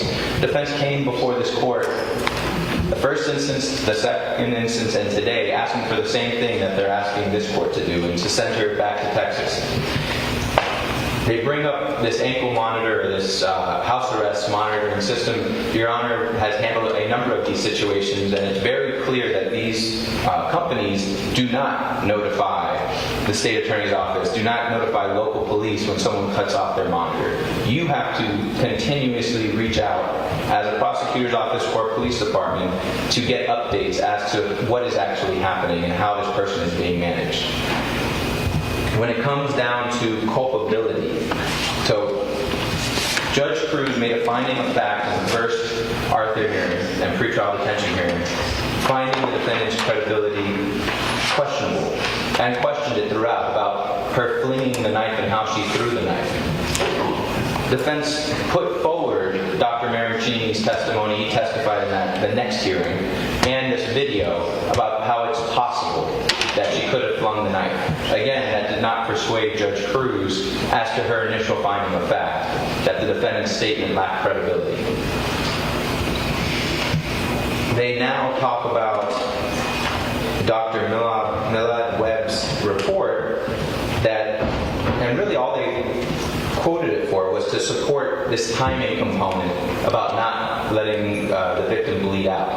Judge, that does nothing to the very specific finding of fact that Dr. Webb found in agreeing with Dr. Hutchins, the state's medical examiner, that the trajectory and the depth of the sharp force injury is most consistent with a stab wound. Again, Judge, that is second-degree murder. So the state's argument has never been because she let the victim bleed out, this is a second-degree murder. No, she stabbed the victim, it's second-degree murder. Everything that has been presented, being the knife-throwing expert, all this prior information are things that this court, one, should not reconsider, but was considered by Judge Cruz in continuing to hold the defendant. And again, nothing that Dr. Webb's report, or what's in Dr. Webb's report, changes or should change the defendant's culpability, the view of culpability, should do nothing as concerning flight or danger to the community. So the argument here, this danger to the community argument that, now that the only person that would be a danger to the victim was also made at the first and the second motion for pretrial detention. So this is also nothing new. It was considered by Judge Cruz, and it had no weight. The defendant is a flight risk. It's clear that she did move all of this money into her father's accounts. What's not provided in those documents is his accounting.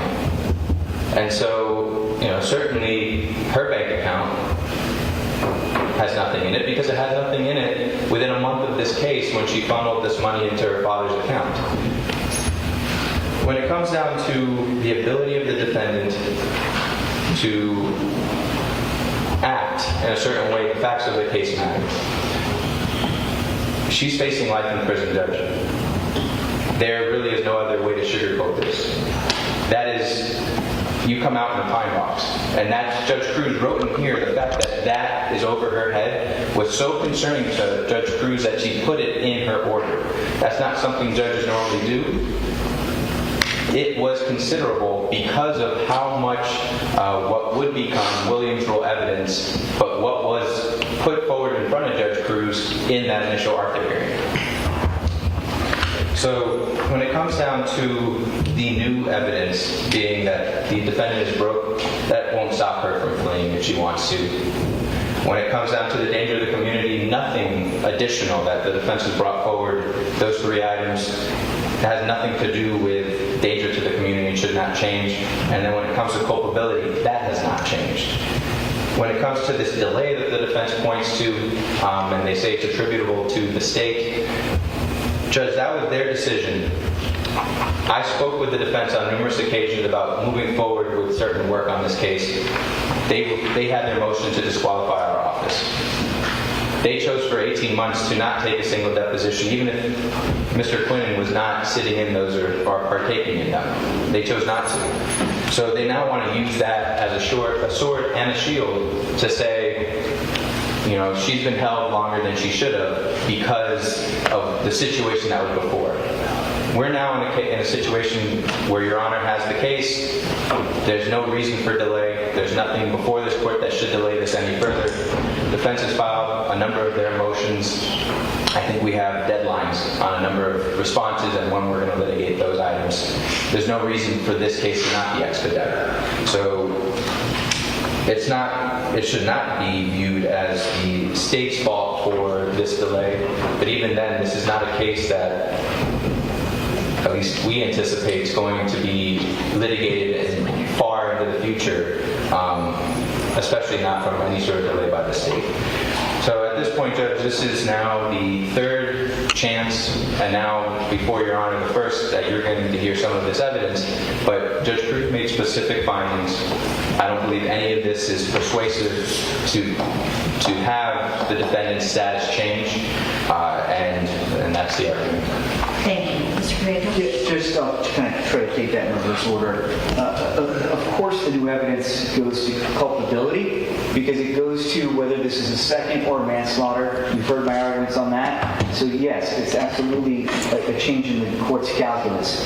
The government saying it's the defense's fault for not conducting discovery during the 18-month period, that argument carries, quite honestly, no weight because the depth of the breach into the attorney-client privilege and work product privilege was not known until we had Mr. Abahoff, until Mr. Quinn's deposition was taken, and it appeared from his deposition testimony that all the privilege materials did not make its way into the VK system, and that he did not disseminate privileged information to Mr. Abahoff and Ms.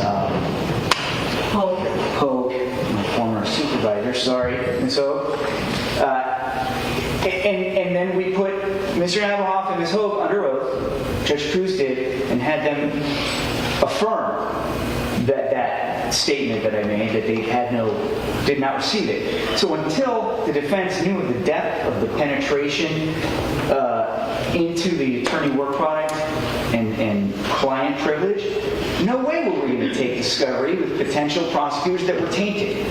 Can you refresh my recollection as to the date that Judge Cruz conducted that inquiry of Mr. Abahoff and Ms. Hogue? It's on the docket, Judge, on the jacket. Melissa? What month? Yeah, the deposition. Page 9. My memory wants to say April 19th. I don't know. I looked at that like yesterday. I think it's page 9.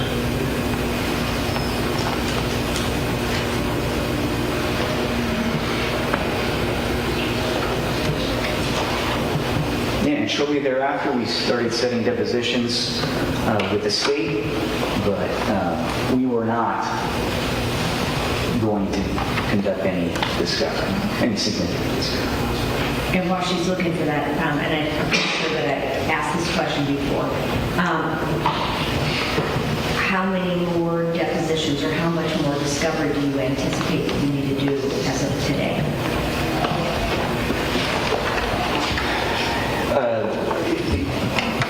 Significant, but quick. The lead detective, quite honestly, didn't do much. His depositions are not going to be very involved. The deposition of the medical examiner, again, we have our expert who's been deposed. The neighbors, we've been waiting for the Oh, state Judge, to yeah, give us let me- the updated address. Sorry to cut you off. But yeah, let me back up that talking about delays, just to inform the court, Mr. Abahoff on Friday emailed the defense team that he could not make the Friday deadline to to get the updated witness, to confirm the witness, civilian witness addresses. He asked for an extension till Wednesday. I emailed him back immediately saying, hey, no problem. Today is Thursday, and we still don't have any. They will have that today, Judge. I meant to send that yesterday. Melissa, any information? They were sworn in on April 30, 2025. Okay, thank you. I didn't mean to derail you, but No problem, Judge. obviously I came into the division in July, so I was Right. So about 3 months or Yeah. 2 months before you came in. Okay, go ahead.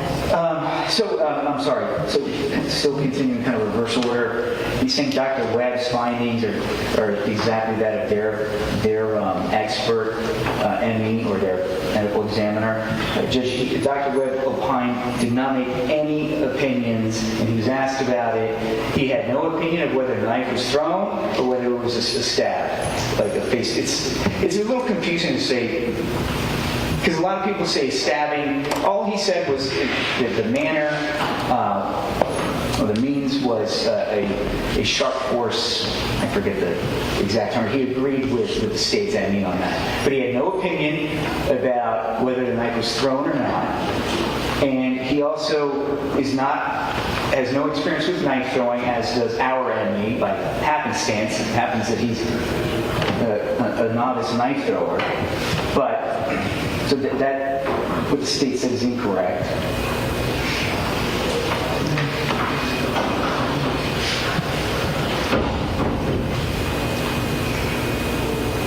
And it's not really wrong.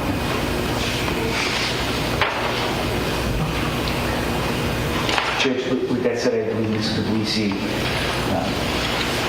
has a couple of points that she wanted to make.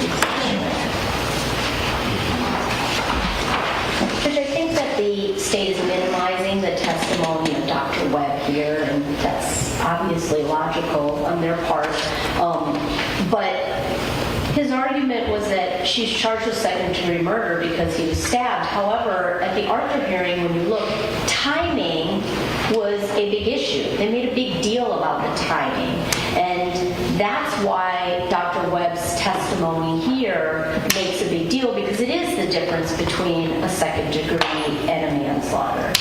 And as far as the delay, sword and shield, the reason we couldn't move forward, Judge, not just because of the discovery, obviously that was important, but because had we not filed the motion to recuse and moved forward with that and actually done investigation and discovery, we would have waived any appellate issue we had on that. Clearly, there's no question there was misconduct.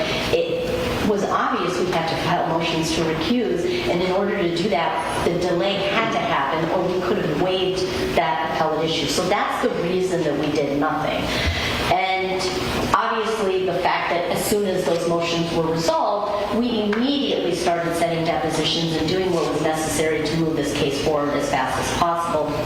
And finally, I would just say, with respect to the bracelet that Mr. Adcock discusses, it's people take them off. We know we've had these issues for many years, but I was just advised by somebody much smarter than me, Mr. Facciadomo, who keeps up on all the new statutes and everything. He says that there is a new statute that says if you actually cut a bracelet off, you will be facing a new charge at the same level of the charge that you're currently facing. And so it obviously is a great incentive for people not to do that, and I think that that is a reason to show why Ms. Clenney would not remove the bracelet. Judge, obviously Ms. Puglisi and Facciadomo are both smarter than me, but I would say when Ms. Puglisi said, so that's why we did nothing but file the motions to depose ASAs, nothing, and we could, and recusal and whatnot. So we were focused on that, and again, as we think it through, yes, that would have waived a lot of our rights on appeal. So that's why, quote unquote, nothing was done. All right. So those were the two motions that we were intending to address today, yes? Correct. Okay. Very good. I would like at noon. Okay? So, thank you, everyone. Please be seated. That's what this And they've moved I see. on appeal, right, to Back on the record in the case of the State of Florida versus Courtney Clenney, noting the presence of the Assistant State Attorney as well as Ms. Clenney and her defense counsel. First, I want to thank everyone for your level of preparation in reference to the arguments that were presented today. The court has reviewed all of the written pleadings in the case, and I'm prepared to rule, although I will supplement with likely some written orders. First and foremost, as to the defendant's motion to dismiss information based on repeated government misconduct and for destruction of evidence pursuant to Brady and Youngblood, the court is respectfully denying that without an evidentiary hearing. The court finds that has not made a showing of bad faith in that law enforcement or prosecutors intentionally destroyed evidence they believe would exonerate the defendant as required by Arizona versus Youngblood and its progeny, and I will cite some Florida cases for the record as well.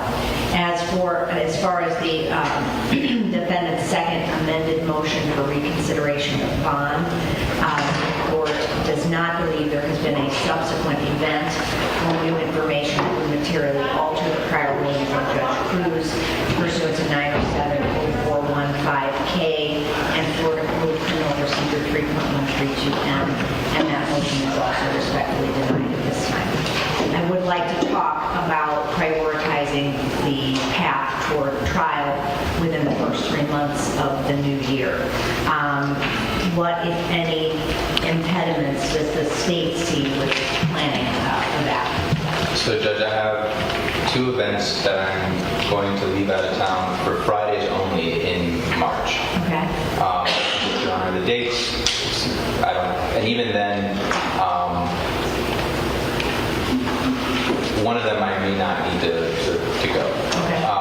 That being said, I think we have either 4 or 5 no further trials. So I think Your Honor's schedule and my schedule, either moving some of them to make room for this case or maybe prioritizing this case for April. Okay. Which I don't think we have any final. Say that one more time. I don't think we have any cases set no furthers in April. The ones, and I left my other paper in chambers, the ones that are set no furthers in January, February, and March, are they older than Ms. Clenney's case? We have one that is older, one that is the same year, and I'm not sure. One is the same year, and I'm not sure which one is older than the other, but relatively the same. And then the others are either a year or 2 years old. Okay. Before I ask the defense the same question, I'm going to figure out one thing.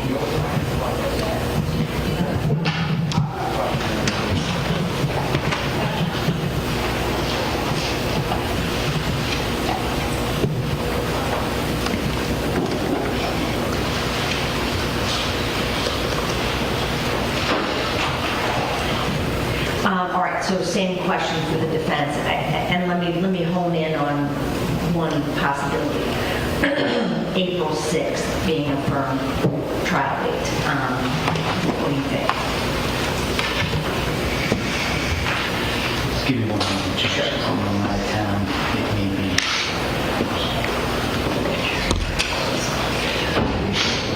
I don't know if it matters to anyone else, but April 5th is Easter Sunday.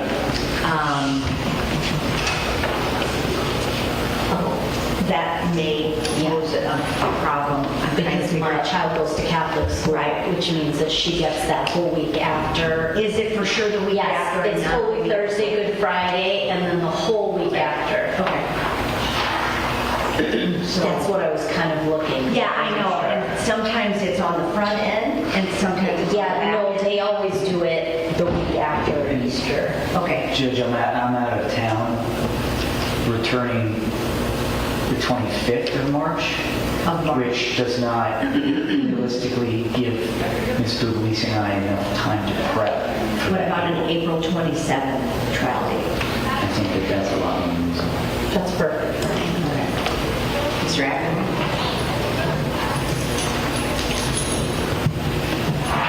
So Judge, that should be okay. I don't foresee this case going 2 whole weeks. One of my May events, I have an event in May. That's it. Well, we could take a Friday off. That's fine. Okay. I mean, obviously, the case is going to take some time. There's quite a bit of moving parts. So, if we needed to suspend on a Friday and come back on a Monday, that's not going to be an issue. Okay. Does the state have an estimate of how long you think the state's case would take about? I mean, I was thinking 2 weeks more or less for the whole thing, but I can't foresee it going longer than 2 weeks. I mean, the state's case, I think we're finished before the end of the week. Okay. we're happy to have a date certain, Judge, so we will be ready. Okay, that's what I would like to do. Then we need to circle back to the list. What about the bill of particulars? So Judge, at this time, the state announced there's no process at count 2. Okay, all right. So Michelle, we appreciate that. Thank you for your professionalism dealing with that. that makes moot the bill of particulars. It would move my motion, correct, Judge? All right, so that's denied as moot. And that leaves us with the, I'm not able to read my notes accurately right now, and I don't have it in front of me. Which recording was the motion to suppress based on? It's various recordings. Okay. It's various recordings, they're delineated in the motion. Okay. Right, I Does think the court mine, have a copy of them on a hard drive though, or on No, a I have to USB? provide that. We'll provide you with the specific recordings, Judge, so that you have them. Okay. Mr. Ackerman? I need to respond, Judge. I think you gave me a cutoff date of either the 9th or the 16th. And then, I don't remember which one. I don't have it. The 9th for the motion to suppress and the 16th for the motion to compel, 404. Okay. Okay. So I think it would be appropriate to have a report date sometime after the 16th of January. Carlos is in here and my calendar is in chamber. So what's a date on like a Tuesday after the 16th? The 20th, Judge. 120. Or the 21st? Tuesday the 20th. Tuesday the 20th. Because it's right after Martin Luther King weekend. Okay. All right. So January 20th, I'd like for us to reconvene for status. And then officially, it will be a 4/16, 4/27 sounding and trial.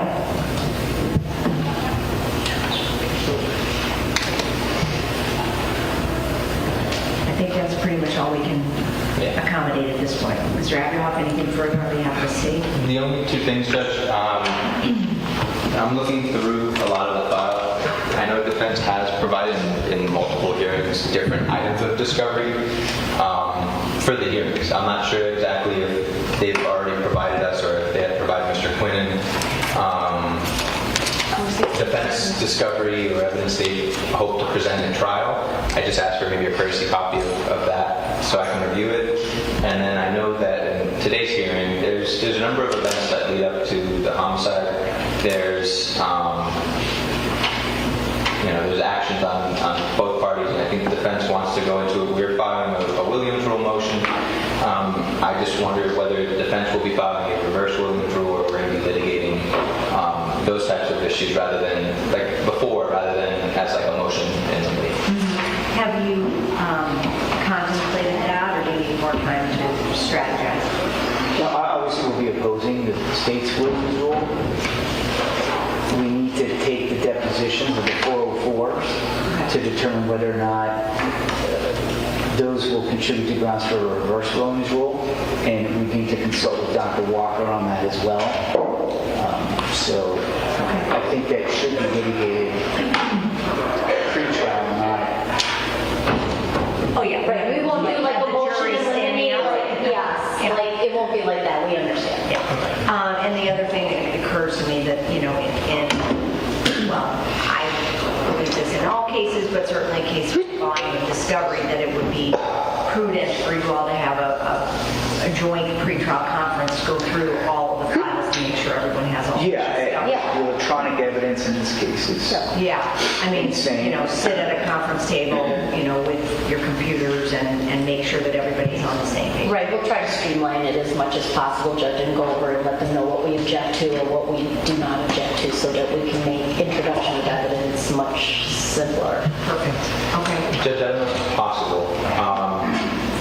Because we're so far in advance, is it possible, because of how many people and the attention that this case is getting, to maybe reserve for one?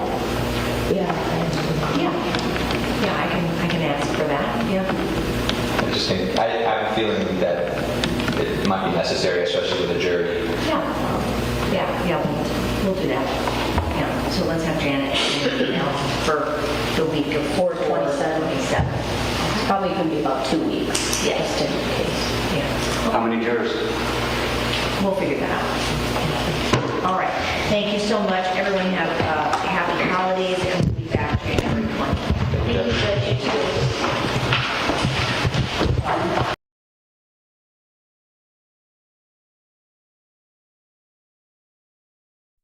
All right, so that was a really good pretrial. We did show that one before, but I wanted to show that again to get to roll into the one that happened February 22nd. So we're going to show that one next. That's the one where she makes faces. I'm going to show all of that. But this was a really good one. There were two motions. One was, I thought, really important. This Mr. Develier, maybe? Wasn't quite sure. They were saying, anyway, this guy, he was at the condo where this happened. And here, let me actually go back here so you guys can see the prosecution, or the defense is Frank Perito, Perito, and then Sabrina Puglisi. This gentleman who worked at the condo where this happened, he apparently got into the apartment and was taking video and photos. And then law enforcement was saying, hey, you got to delete those. You got to erase those. So I thought that was a really good argument. The state's like, it showed, Courtney holding Christian, and apparently he's bleeding. She's covered in blood. We've seen that body cam. We've shown that body cam before. If you guys want to check that out.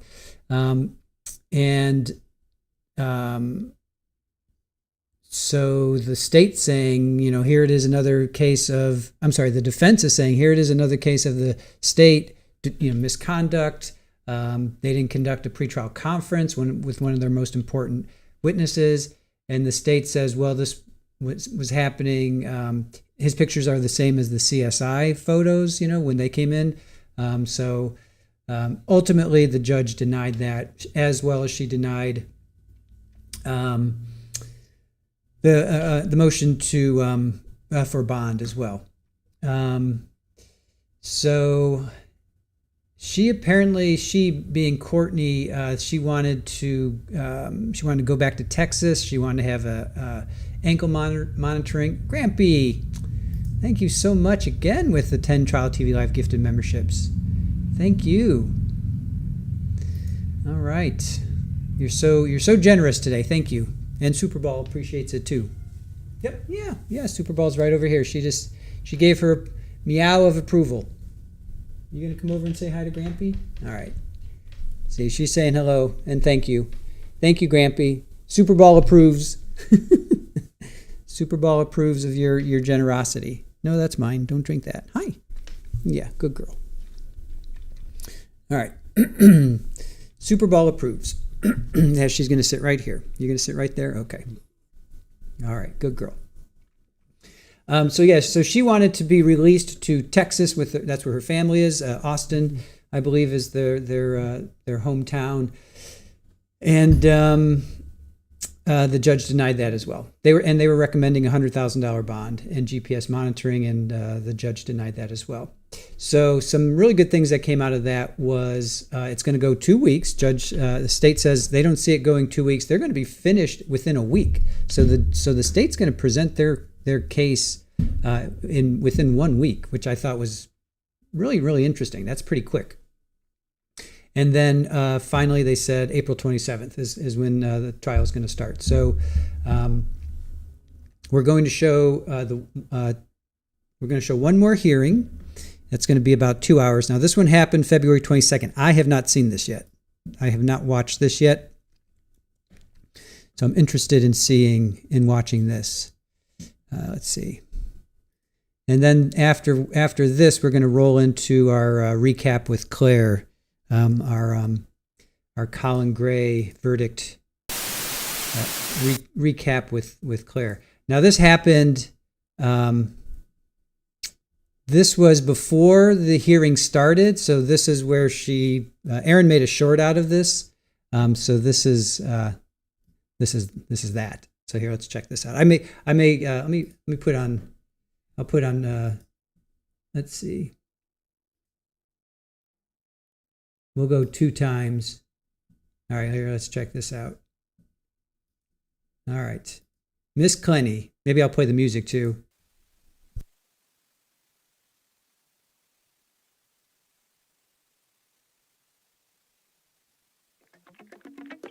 When the fire started, 'cause I was the one who lit the match. My mind blown, mind fucked, I'm mining through the wreckage of what used to be my stuff, and now it's myself. I got $1 billion heart on a dollar store platter. I shouldn't blow my brains out here, just clean the place and that shit to splatter. I got $1 billion mind and a pocket full of butter. I wish I knew one honest way to tell you I'm a liar. 'Cause you only live once, then you only live twice. The devil gives me back rubs and his hands are cold as ice, making sweet love to a mermaid on a rocking paradise. Every now and then, you just gotta roll it out. Oh my God, what have I done? Got too high, I'm good as gone. Oh my God, what have I done? Got too high, licked by the sun. And I was there when the fire ended. Yeah, I was the one who put it out. A mindful, and mind you, I'm running in a minefield, wearing sneakers firefighters can't afford. I got $1 billion heart on a dollar store platter. I shouldn't blow my brains out here, just clean the place and that shit splatter. I got $1 billion mind, but my soul is in the closet. And you can mushroom cloud the world, but don't you dare reach for my wallet. 'Cause you only live once, then you only live twice. The devil gives me back rubs and his hands are cold as ice, making sweet love to a mermaid on a rocking paradise. Every now and then, you just gotta roll it out. Oh my God, what have I done? Got too high, I'm good as gone. Oh my God, what have I done? Got too high, licked by the sun. All right, so that was Courtney in all her glory. So apparently that was some kind of friend that she was making. It was a female, I believe. I tried to find out who it was, meaning a picture, but I couldn't locate it. But all right, so that's before the hearing started. So. All right, so now let's get to the hearing.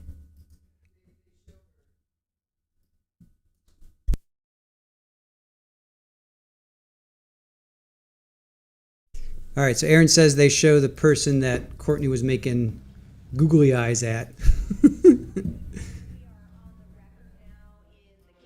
The State of Florida versus Courtney Clenney, case F2214137. Would the parties please state your appearances for the record, starting with the state? Yes, so good morning. Still, John Alfaro, on behalf of the state. Good morning. And on behalf of Ms. Clenney, who is present. Good morning, Your Honor. Sabrina Louisiana, Excellent. Give me one moment. I am going to get my notes in order.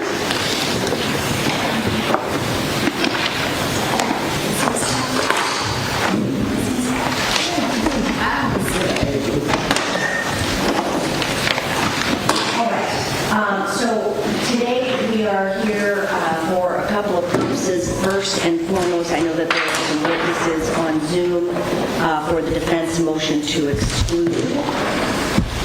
And who will be calling the witnesses?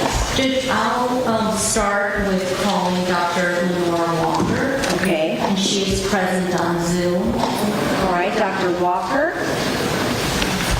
And Mr. Abraham, is there anything preliminarily before we begin the testimony?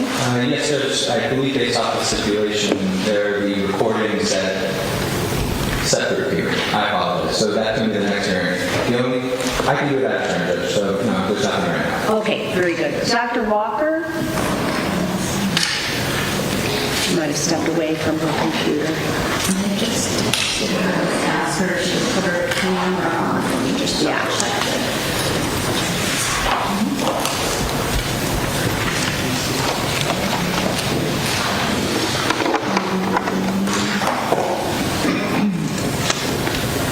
Oh, my camera's disabled by the host. I do see. Yeah, that actually, we have to do that, otherwise we'd never get through a regular court session. Janet, can you please allow Dr. Walker to come on camera and unmute?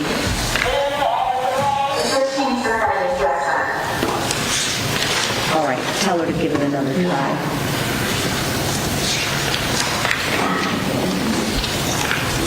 All right, very good. Good morning. Oh, there she is. Okay, perfect. All right, Dr. Walker, please raise your right hand.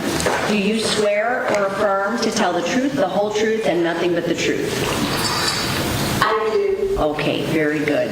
And Ms. Puglisi, you may proceed. Thank you. And Judge, before I begin, there's an issue about confidentiality in a prior settlement that they had. In order to try to streamline this, I believe that both the doctors are willing to waive any confidentiality. It does not, as I explained to Dr. Walker, change the terms of any settlement and her understanding of it. It just means it allows us to be able to address the matter. Dr. Walker, do you agree that you would waive confidentiality, any kind of confidentiality clause that you have? Yes, I do. Okay, thank you. And Judge, I think we're all familiar with Dr. Walker's kind of her expertise, so I wasn't really going to go into, her whole background. Do you stipulate, Ms. Becker? Okay, excellent. So Dr. Walker will be allowed to give opinion testimony. Okay, Dr. Walker. And the only thing I will ask is, I know you've been previously been found to be an expert, but can you tell us again what field of expertise? Yes, I'm a clinical and forensic psychologist with an expertise in trauma, especially interpersonal trauma, such as sexual assault, domestic violence, and other forms of interpersonal trauma. Okay, perfect. And we're going to focus for right now, we're really here for a specific purpose. So I'm going to draw your attention to a prior civil lawsuit that took place in Broward County in 2004, and that was with yourself and Dr. Michael Brannon. Are you familiar with that? Yes, I am. And what is your understanding of what that lawsuit was about? Dr. Brannon and his colleague, Dr. Sherry Carter, filed a defamation lawsuit against me for what they claimed was when I was teaching. I was a professor at that time at Nova Southeastern University, and used some clips from newscasts for testimony of different psychologists, because I was teaching forensic psychologists how to testify in court, and they claimed that I defaced them by using, he said that I defaced him by using those clips in my class of teaching. Okay, perfect. And are you familiar with the amended complaint in the case that was filed? Yes, I am. Okay, and did you stipulate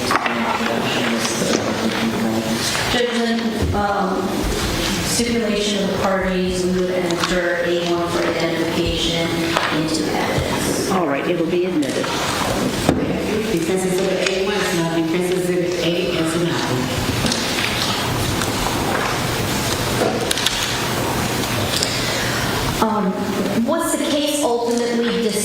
dismissed with prejudice? Yes. Okay. And was there a release signed to your understanding? By each of us, each of the parties, yes. And what was your understanding of any kind, if there was a settlement agreement, what was your understanding of it? I had also filed a countersuit against them, and so all three of us agreed that we would not speak about one another, especially any kind of negative comments about each other. Okay, so no negative comments against each other. Do you know if this agreement that you're referring to, was that ever memorialized in writing? I think it was. I remember seeing some papers, but it could have just been my attorney who gave me the actual terms of it. But I saw it, remember seeing it, but this is 20 years ago, and I can't find it. So you have tried to look for it and you can't locate it? That's correct.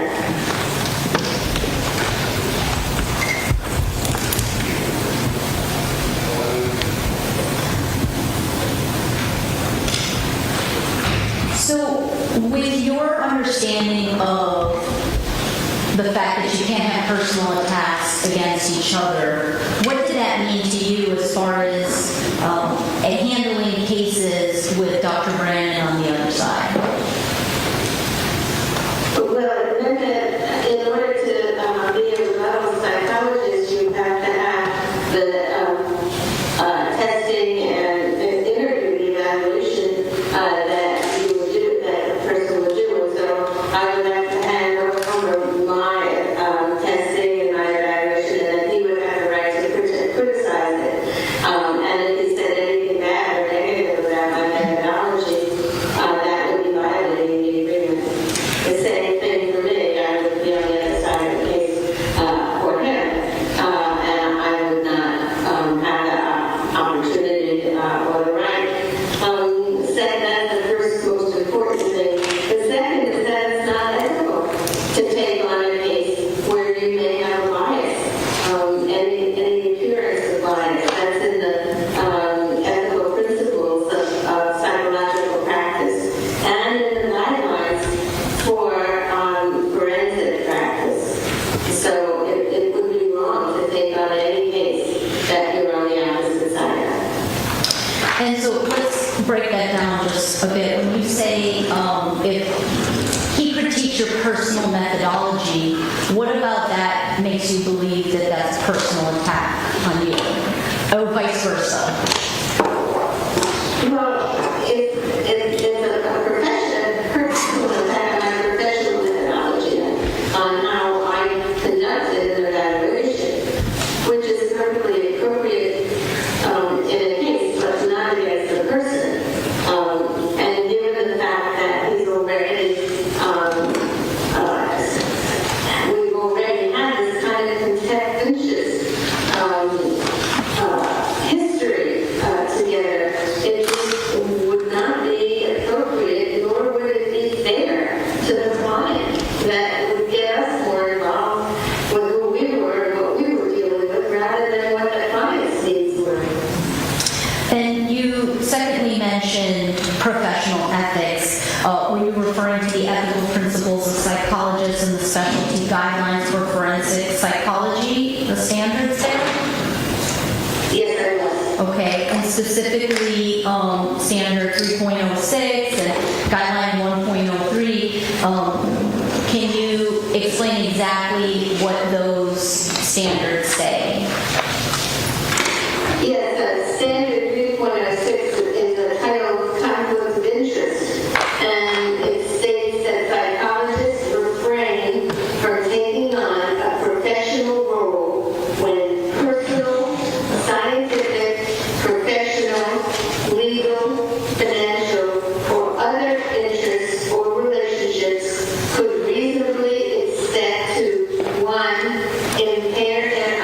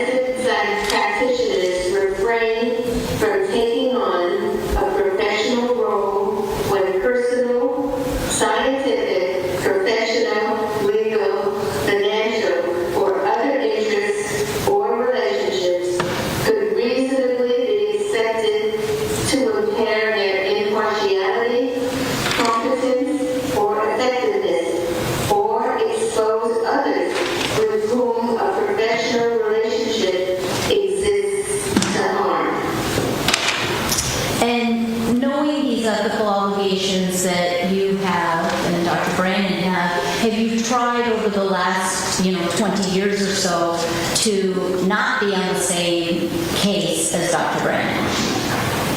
Yes, I have. And did you provide me with an email that goes back as far as 2011 between yourself and Attorney for Regional Conflict Counsel Kelly Peterson, explaining to her that you couldn't take a case if Dr. Brandon was on the other side? Yes, I did. Now, there have been some cases that you have been listed as a witness, and Dr. Brandon's on the other side, so I want to ask you about those. The first one, well, let me ask you this. Have you ever, if Dr. Brandon was first listed, that's so much better, thank you. They just made you a big block, so now I can see much better. If Dr. Brandon was ever listed as a witness first, have you ever accepted a case opposite him? No, I have not. Now, in a situation of State of Florida versus Lewis Lake, you were listed as a forensic psychologist on that case by the defense? Yes, I was. Okay, and later, Dr. Brandon was listed by the state, is that correct? That's correct. Did you advise the defense attorney in the case of any conflict of interest that you believe existed? I did. And who was that attorney? That was Jeffrey Wiener. And at the end of the day, whose decision is it whether to disqualify or move to disqualify an expert? Is it yours? No, it was the attorney's. At that time, it was the attorney's decision. And so did you end up testifying, and Dr. Brandon was also a witness in that case? I did. That's how I understood that, how uncomfortable it was for me given the agreement that we signed to be able to do that. Can you explain more about what you mean by uncomfortable? Well, I have to I have to pay attention to what my information is for the client. I can't pay attention to myself and my feelings. And I was very uncomfortable, and that interfered with my ability to pay attention to what was happening and making good decisions and responding to questions. I was afraid of being somehow violating the agreement, which I didn't want to do. And now there's another case of Satoya Johnson that you were listed as a witness in that case. That was a Broward County case. Yes, that was many years later. Again, I was hired first. I performed the evaluation. I think we may even have gotten to depositions in that case. And then Dr. Brandon was hired by the state. And I did not want to turn over my documents, my evaluation documents to Dr. Brandon. And so I got off the case. Now, the next and the last case that you have, besides this one, that you've been listed as a witness alongside with Dr. Brandon, secondly, is the Corvalon case. That's a current case in this district here in Miami-Dade County. That's correct. Okay, and have you had to testify in that case as of yet? No, I have completed the evaluation. I have submitted a report, and the attorney asked me to turn over my rotated documents behind the evaluation, and I again said no.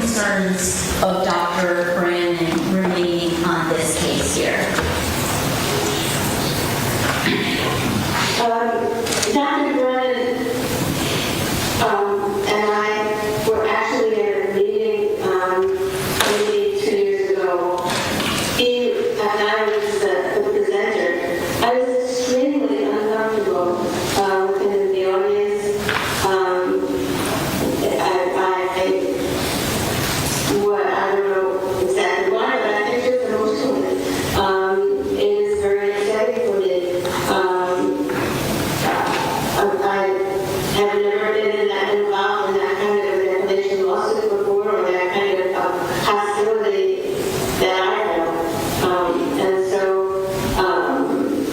I feel that this has been so contentious, it's been lasting for so many years, and that it's not fair to myself as a professional, nor to my work for the client to have to deal with him and my uncomfortable feelings with him.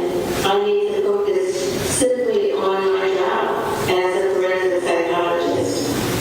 And you understand that as an expert witness, Dr. Brandon would have the right to be able to sit in on your testimony, just like you would have the right to sit in on testimony that he does, right? Yes. Okay. I don't have anything further. Cross-examination? Yes, Judge. Good morning, Doctor. Good morning. So this lawsuit, this was 22 years ago, right? Yes. And in that, the resolution of that lawsuit, it resulted in both of you all settling, both the parties settling and the case being dismissed for prejudice. Correct. You've actually worked against Dr. Brandon now since that, and we at least have 3 different occasions concerning that. Only one time. It was the light case, and that was way back, at least 20 years ago. I've never worked at any other time. So Cecilia Johnson was not another case? It was a case that I got off of rather than work and having to jeopardize what I thought was jeopardize my objectivity for the client. Right, but you made that decision. It didn't go before a court. Well, the attorney and I made the decision. Again, you made that decision. Yes. Now, with this agreement, and right now, as we sit here today, you've waived any sort of confidentiality, if there so exists one, right? I'm sorry, I don't understand what you mean. There is an agreement. I have a copy of it, and I did agree to waive the confidentiality that states in that agreement for today. For today or in its entirety for this case? I believe it's for today. So you have an issue, and again, you haven't presented this confidentiality agreement for the future, or for, I guess, some filing showing that this is a confidential settlement. I don't understand what you mean. It's been already filed, and it's already, I have a copy of it.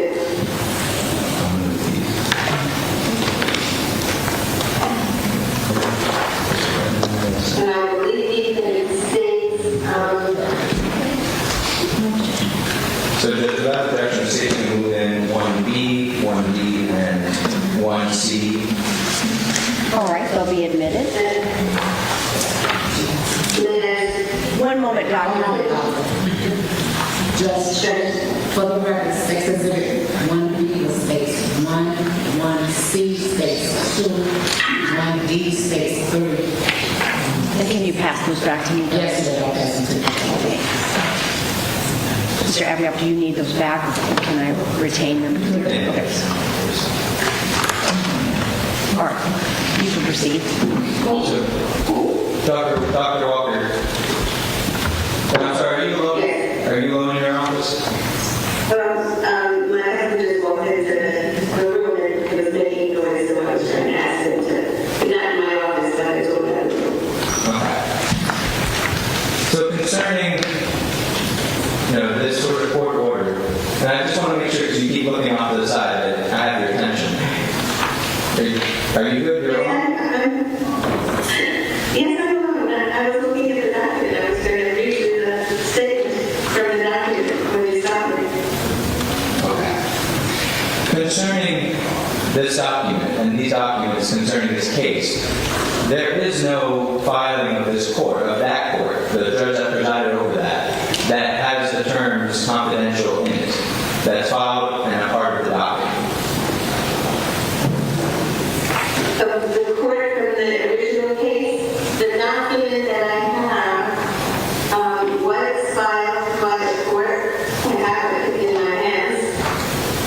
number 5, it's the end of that sentence says, obligations imposed by this paragraph, which are the confidentiality, are ongoing and shall survive the consummation of the settlement.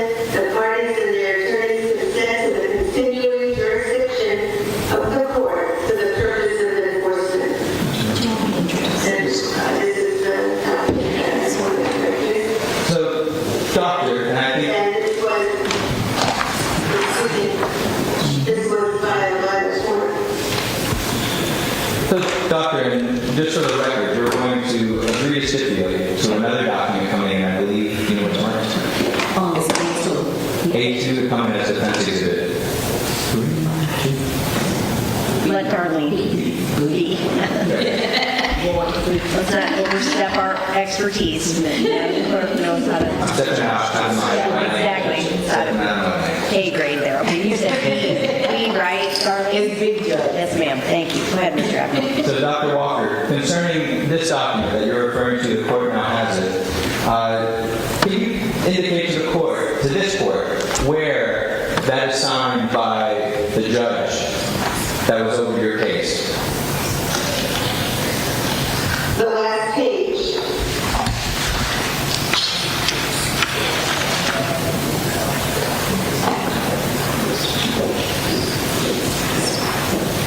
The last page that has number 3 at the bottom.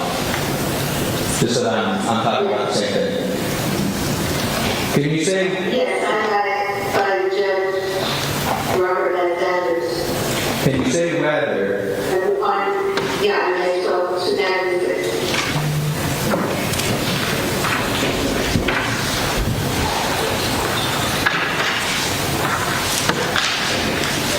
So, Dr. Walker, I'm going to ask you, where is it signed by the other parties? Dr. Brandon or Dr. Carter? Or their attorneys? It is, if you look at the last pages, the first page of mine says from my attorney that says that they will have individual signatures on each, for each party instead of circulating one copy. Would it surprise you, Dr. Walker, that, and these aren't numbered, but page 1, page 2, page 3, page 4, page 5, and page 6 were actually not filed with the court in that case, and were not agreed to by Dr. Brandon or Dr. Carter? That's not what I was told. I was talking about 20 years ago. And I do have signature pages that are similar to the ones that I have. Correct. And that is the final orders. But that does not include that confidentiality statement. And actually, are you aware that the clerk of court combed through this file and the first 6 pages of this document has never been filed nor agreed to by Dr. Brandon or Dr. Walker? That's not what I understand. I understand, but I guess my question to you is, are you aware that the clerk of court did a search? This court issued an order for any confidential documents to be able to be turned over, and there are none. Well, I have the document. I think the judge showed us that maybe you have a copy of it. And you have a letter from my attorney saying that it was turned over. So I cannot explain it. And I have followed it, and Dr. Brandon has followed it up until just this point. And so why would he be following it for 20 years if that wasn't his understanding? Doesn't make sense. Doctor, when it comes to this confidentiality, are you willing to waive any confidentiality going forward in this case, if it so exists? I'm not looking to waive confidentiality. I'm fine. I don't want to get into the weeds of what happened at that time. I don't think Dr. Brown does it either. Well, doctor, you speak for yourself only, not other doctors. But my question to you is, now that knowing that there is no court order making this a confidential case, are you unwilling to waive confidentiality? Object, because I think this is beyond her knowledge and expertise. He's asking questions about the law, and that's beyond her knowledge. It's overruled. Repeat the question, please. Doctor, knowing that now that there is no confidentiality order by the court that handled your case, are you saying that you are unwilling to personally waive that conflict? That's correct. My understanding it is possible that the court does not have the document. That doesn't mean it wasn't filed. It simply means it's not 22 years later or 20 years later, we don't have it. Well, doctor, and that's... So I'm not willing to accept that it's not, that I'm not bound by it. Despite this agreement that you had to settle with your separate ways, at least in concerning Lewis Light 2009, you did participate in that case. Yes, I did.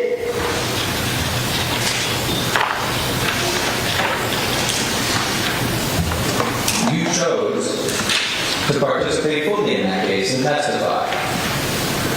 And it didn't go well, which is why I'm now insistent upon not doing it.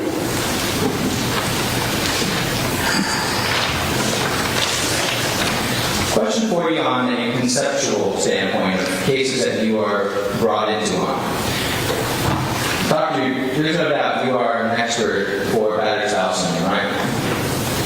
Yes. And for a defense attorney, that this defense is not something the state ever brings up, right?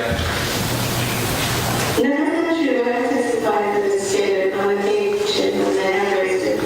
That's not my question to you, doctor. When it comes to an affirmative defense of battered spouse, you were always hired first. Well, if it's, I can be hired also by the defense, by the state rather, because it's my understanding that the law allows the state to examine somebody who brings up battered woman syndrome as his defense.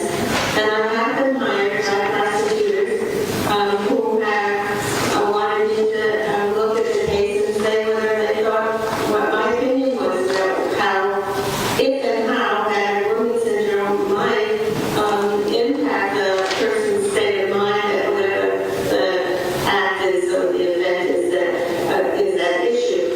And so that I would then be hired second, and I would not take such a case if Dr. Brown was the original or the first person who was hired.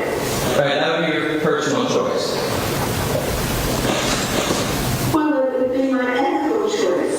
I would believe that my interactions and with Dr. Brandon are such that I would not be able to be objective. And it's my goal to be an objective professional in these cases. And so I wouldn't want to do something that first of all would be unethical, second of all would possibly harm the client. That's not something I would do. I've been doing this for many years, and I just wouldn't do it. Doctor, concerning ethics, there's a board that monitors ethical actions of doctors, right? Yes, I'm not sure I'd say they monitor, but you certainly could be reported to them. And you can report someone if you believe they are violating their ethical values, their ethical obligations. I could. There has never been a report from you concerning Dr. Brandon.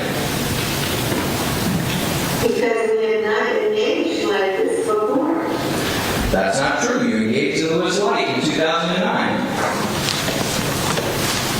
And as I explained to you, that was a case that I did not realize it was the first time that occurred, and I did not realize how it would impact me. And as soon as I did, I stopped doing it. And Satoya Johnson, 2018, when you decided to get off of that case, you did not refer Dr. Brandon to this ethical board. No, it is another ethical issue that I did not go further. If I would have gone further and stayed on the case, then I might have had the opportunity after the case is over. But there's such a thing as witness tampering, and I would not report somebody who's a witness or scheduled to be a witness on a case until after the case is done. Doctor, 2009 was a long time ago, right? Yes. 2018, now it's kind of a long time ago, right? Yes. Both Lewis Light and Satoya Johnson's cases are over with, and you have not reported Dr. Brandon to any sort of board. I've had no experience with it that would make me report him. He chose to stay on the case. I chose not to stay on the Satoya board. I don't even know if he was on the Satoya Johnson case. I only know that if I was not going to send my documents to him and the attorney and I agreed, then I would get off the case. Karina Corbalon, you have not reported him to any board now that you both are on that case. I didn't know. As soon as I knew he was on, I informed the attorney. It did not say anything to me until I then knew it. And at this point, we knew that this case was coming up as well, and that we were going to handle it in front of the judge. So that was no reason for me to report it.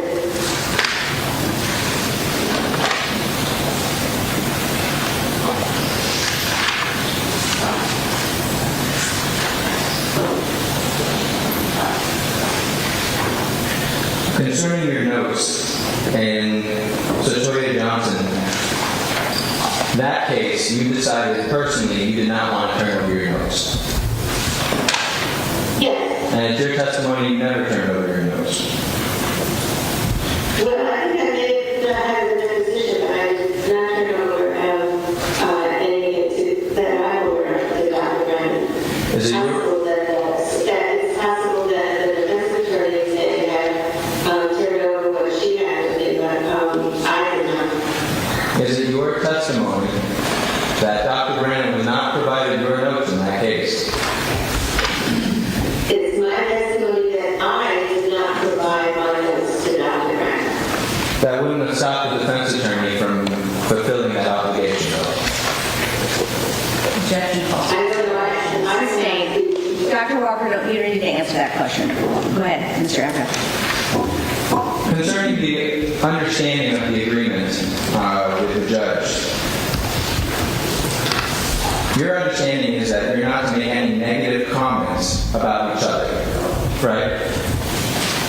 Correct. And you, without any explanation or understanding from the court, take that to also mean that you cannot comment on someone's professional work. Of course, this is all about professional work, not about personal comments. He was upset with me for what he claimed was using his testimony as examples in my class. And there is no court order that prohibits you or him from testifying as to each other's work or to comment on that work. I don't believe there's a specific court order about that, but there's no way I could comment on his evaluation without commenting on if I saw something that was not appropriate or not what I think would be appropriate methodology, then I would have to say something that would be negative or bad.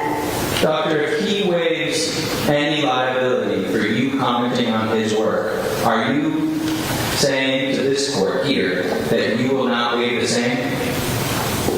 Correct. Does that have further questions? Redirect. Thank you. If there's no court order, do you still believe there's a settlement agreement in the case? Yes. Are you an attorney? I'm sorry? Are you an attorney, Dr. Walker? No, I'm not. Did you draft any of the legal documents in that civil case? I did not. Did you personally communicate with Dr. Brandon's attorneys in that case? I did not. Did you file any documents with the court in that case? My attorney said on my behalf. Did you personally, though? No, I did not. Are you? I was actually represented by two sets of attorneys because Dr. Brandon also sued Nova Southeastern University in that lawsuit. And so, I think Attorney Andrew was also involved initially, and then I had a second attorney for my malpractice insurance. So I had two different attorneys, so I didn't keep track of what they were doing. Are you aware that it's not uncommon for settlement agreements to exist but not be filed Objection to that publicly with the speculation. court? Sustained. Do you have any knowledge? It's okay. One I'll moment, ask Dr. you Walker. a She's going to question. ask the next question. Go ahead. Okay. Are you familiar with the law on settlement agreements and whether they need to be filed or not? I do not. And I have no familiarity with it. It's the only case I've ever been involved in. And That would. did you sign a confidentiality agreement in this case? I did. Do you believe it still exists? I do. And do you believe it would be unethical and cause harm to the client if Dr. Brandon were to remain on this case as a witness? I do. I have nothing further. All right. Thank you, Dr. Walker. You're excused. Have a nice day. All right. We're going to move on to Dr. Brandon.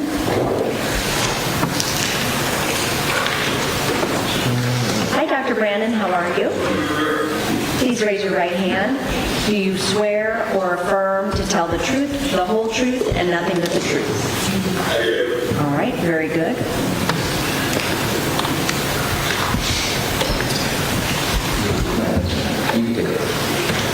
Mr. Adcock? Yes, Judge. Good morning, Dr. Brandon. Good morning. All right, and is the defense willing to stipulate that his expertise as well? Yes. All right, very good. Dr. Brandon will be allowed to give expert opinion testimony. So, Dr. Brandon, can you shed some light into this lawsuit between yourself and Dr. Walker to the court? Sure, it was pretty simple. There were several students who were from Nova Southeastern University who were doing more practicum work in my office and some day work. And several of them had reported to myself and my partner, Dr. Sherry Ricardo, that Dr. Walker was making negative comments about us routinely in the classroom, specifically about us being unethical and that they should stay away from us and not have any sort of experience with us or any sort of contact with us. So it had nothing to do with playing videos. The videos may have been done or not. I don't quite remember, it was 20 years ago. But our concern was, Dr. Walker, if that was true, this is what the students were saying, was making negative comments that we felt would affect us in terms of our careers at that time with future students and colleagues, as well as other people at Nova Southeastern University. So that was our concern, was just to get her to cease and desist if that was what was occurring. And Doctor, concerning the resolution of that matter, could you explain, for one, was there an agreement to dismiss the case? There was, yes. Concerning that, did you sign an agreement in order to stipulate to that agreement that the case would be dismissed?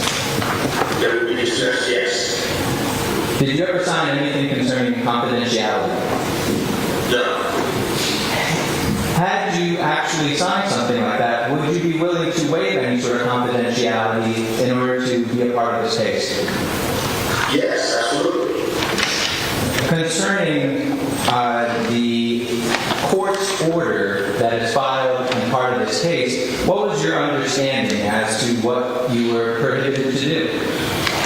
Well, in some ways, similar to what Dr. Walker said, that we should stop saying personal things about each other, which was really the basis. This wasn't anything that happened in the case. It was just negative comments made in the classroom about us as told by several students.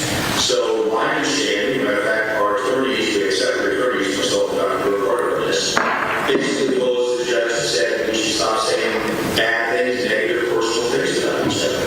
And the Dr. Walker had agreed to that, and that was part of the agreement. And I thought it was resolved. I thought it was completed that way. And I haven't given it much thought since then. So if Dr. Walker agreed to that, whether she did it or not, she made that agreement. We made that agreement. I made those negative comments, personal comments about her, which we hadn't done, but we were having to make that agreement. I thought that was the resolution of it, and that issue was no longer at play. When it comes to personal attacks versus critique of work, did you believe that this court order had any limitation as to you critiquing Dr. Walker's work? Yes, we would have never agreed to that, especially then 22 years ago. Next to us trying to get as much work as possible from the courts and attorneys, we would have never agreed to that. So if we felt there was something wrong or difficult with us doing that, of course we wouldn't do it. But we didn't see that there was any issue or problem once the matter was resolved. And since the resolution of that matter, have you on multiple occasions actually been on the adverse side of Dr. Walker professionally? Yes, sir. And as a matter of fact, the attorney, the defense attorney in the West Palm Beach case, the Clenney case, was Joel Bushorn. And he actually came up to me before the hearing. He was the attorney of the opposite side. I was testifying in the state. He said, I want to make sure there's not being personal that goes on here. You have an agreement on saying personal about Dr. Walker. I said, of course not. I don't have any answers for this. Of course I wouldn't say anything personal. It's all about issues. And that's exactly how that trial went. There was no personal comments or commentary or attacks. I don't feel that way. I certainly wouldn't bring up the court if I did.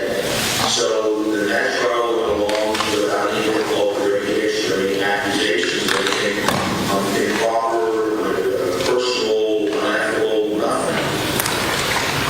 Concerning the multiple cases that you have worked as an adverse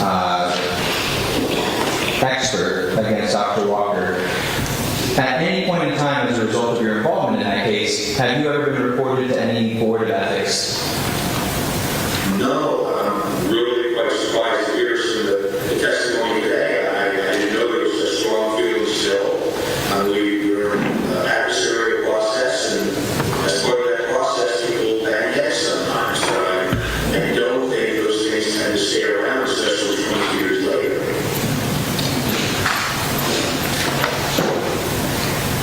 And concerning this case, are you in agreement that you will abide by the order of that court 22 years ago to not make any personal attacks about Dr. Walker and her work in this case?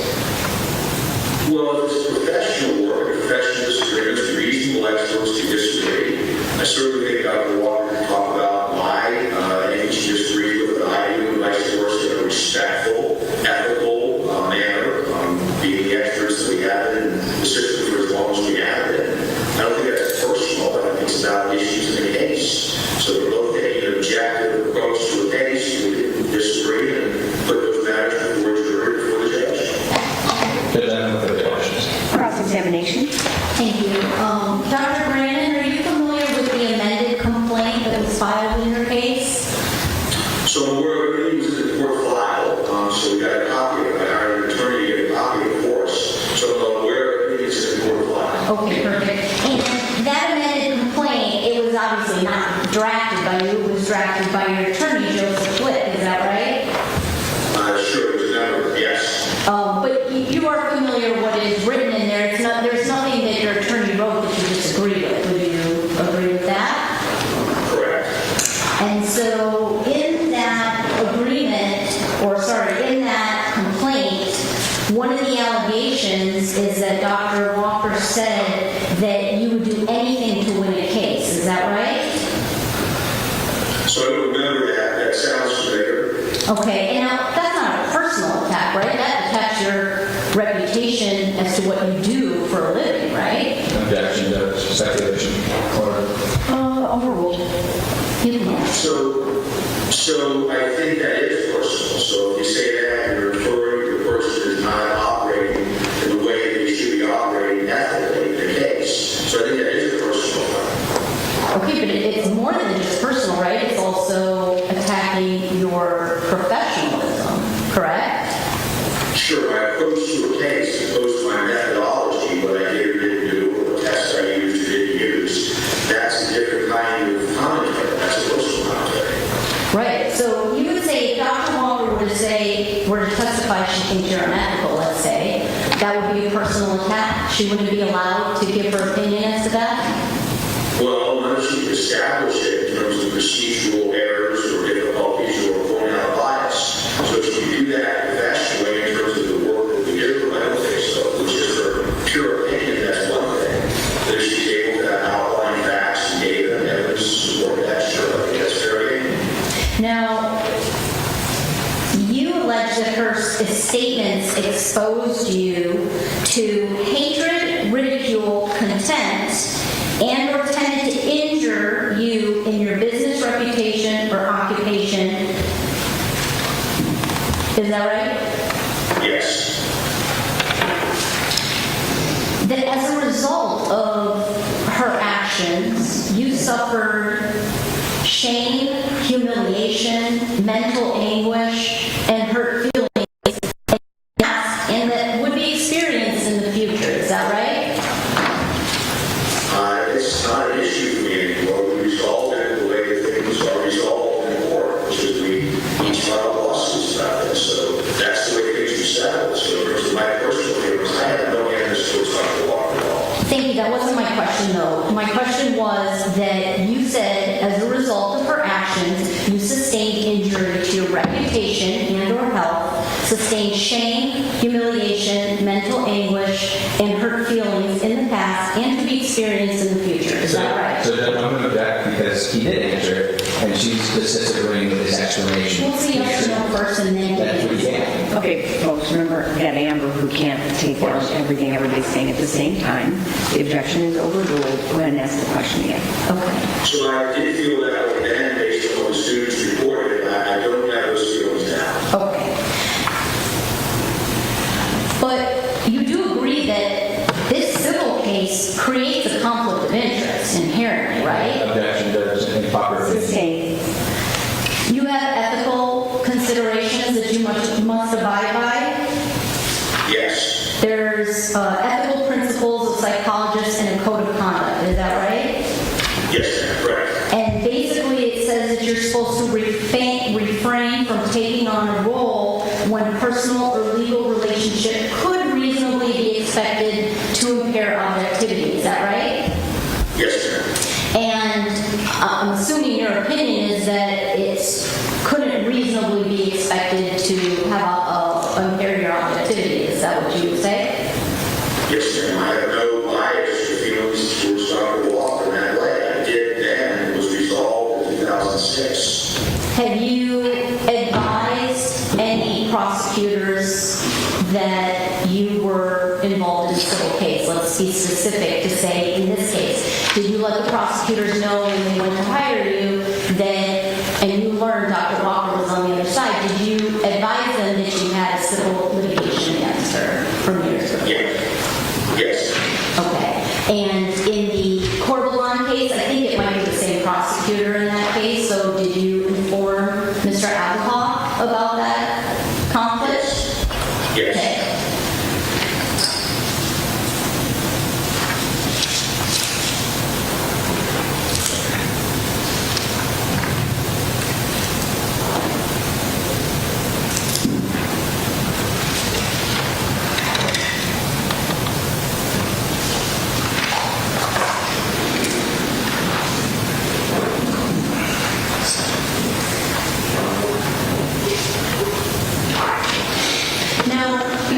Personally evaluated Ms. Clenney in this case, is that right?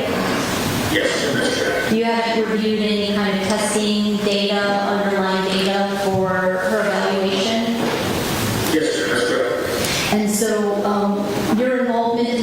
so far has been limited to just some conversations you had with the prosecution, is that fair to say? No, ma'am, I've reviewed some documents. Okay, can you say how many documents, or let's just cut to the chase and say about approximately how much time have you spent in your review of this case so far? Approximately 20 hours. 20 hours, then I would like to know what you believe.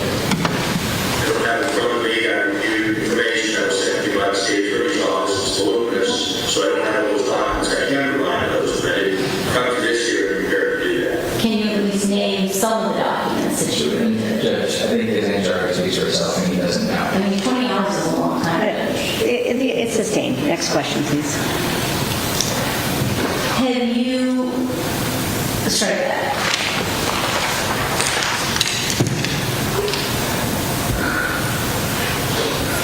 Your understanding of the agreement is that it has to do with personal things. Personal things, though, you would agree, you know, a personal attack could be about the way a person dresses. That's a personal attack. Would you agree with me on that?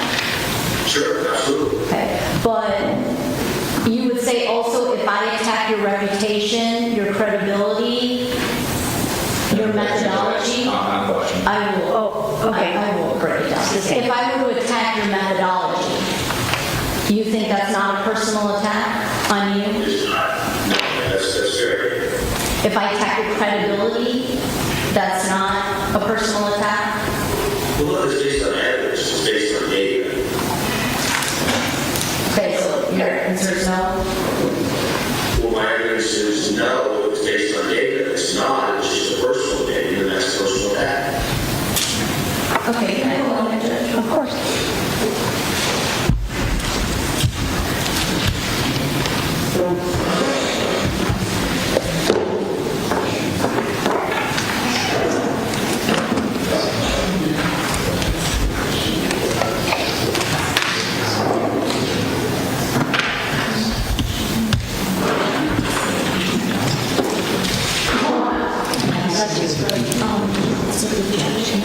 Oh, here.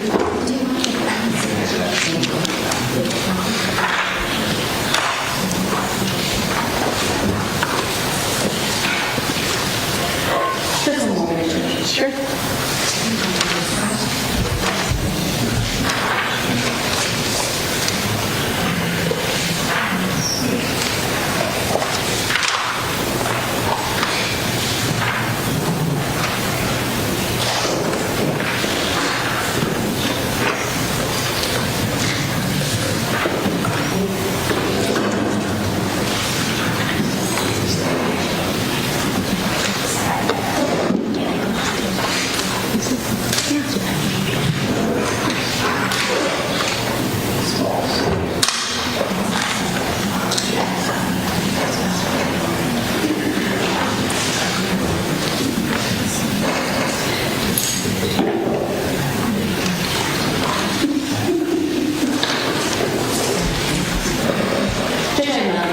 All righty. Redirect.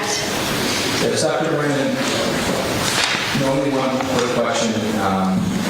Up to this point, we've reviewed everything that's been provided to you. And the only reason you haven't reviewed the testing materials or notes is because they have not been provided to you. Yes, correct. But I don't know. All right, thank you, Dr. Brandon. Have a nice day. You're excused. All right, are you ready to proceed with argument, Mr. Puglisi? Yes, Your Honor. Okay, you may proceed. I don't think it matters whether there's confidentiality or not. At the end of the day, you know, it's what both parties. I think there is no dispute that both parties agree they were not allowed to say negative things about each other, right? That's what we can all agree on. And so the question really here is, what does that mean as far as personal attacks? Because the case that was filed against Dr. Brandon clearly wasn't about, something she did to him when they were seen at the grocery store. It was an attack on his reputation, his credibility. And then you look to the ethical rules and, it's a reasonable objectivity. It's not what that person thinks, it's what's reasonable. Is it reasonable to think that he still, it doesn't matter if it's been 20 years or not, he still has some kind of bias. And, putting aside the fact that, honestly, candidly, there's a lot of cross-examination here, right? Like, the defense could cross-examine Dr. Brannon on all these things he filed in his complaint and whatnot. But that's not really the point. The point is fairness of the trial to Courtney Clenney.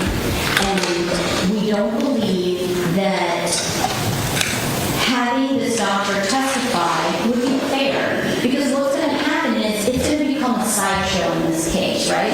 These two doctors had a lawsuit 20 years ago. It's going to be a, he said, she said, back and forth about that. And what it does is it takes away from what really is important, which is the battered spouse defense, which is a valid defense, and that, we are entitled to present. And we want to make sure, so at the end of the day, 403 analysis shows, we want to make sure that Courtney gets a fair trial.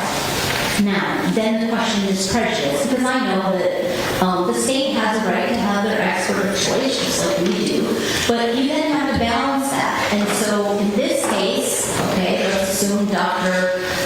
Brannon has spent 20 hours. He hasn't evaluated Ms. Clenney. He hasn't reviewed the underlying data.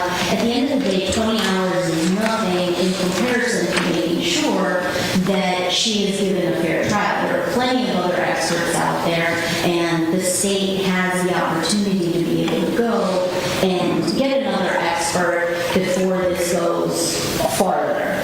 Let me just make sure if I have any other notes there.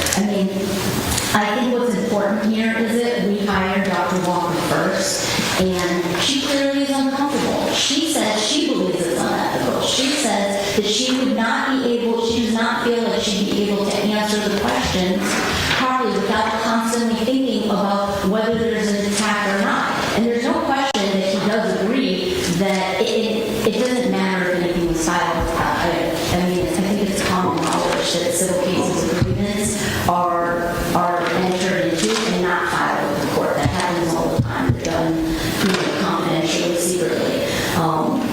And again, so what the exact terms, we know that they both agree they can't make attacks against each other personally.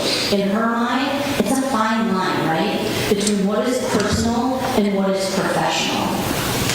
And it's very hard to distinguish. And she, to sit there while she's testifying and think, oh, is this going to be a personal attack or a professional attack on what he's saying?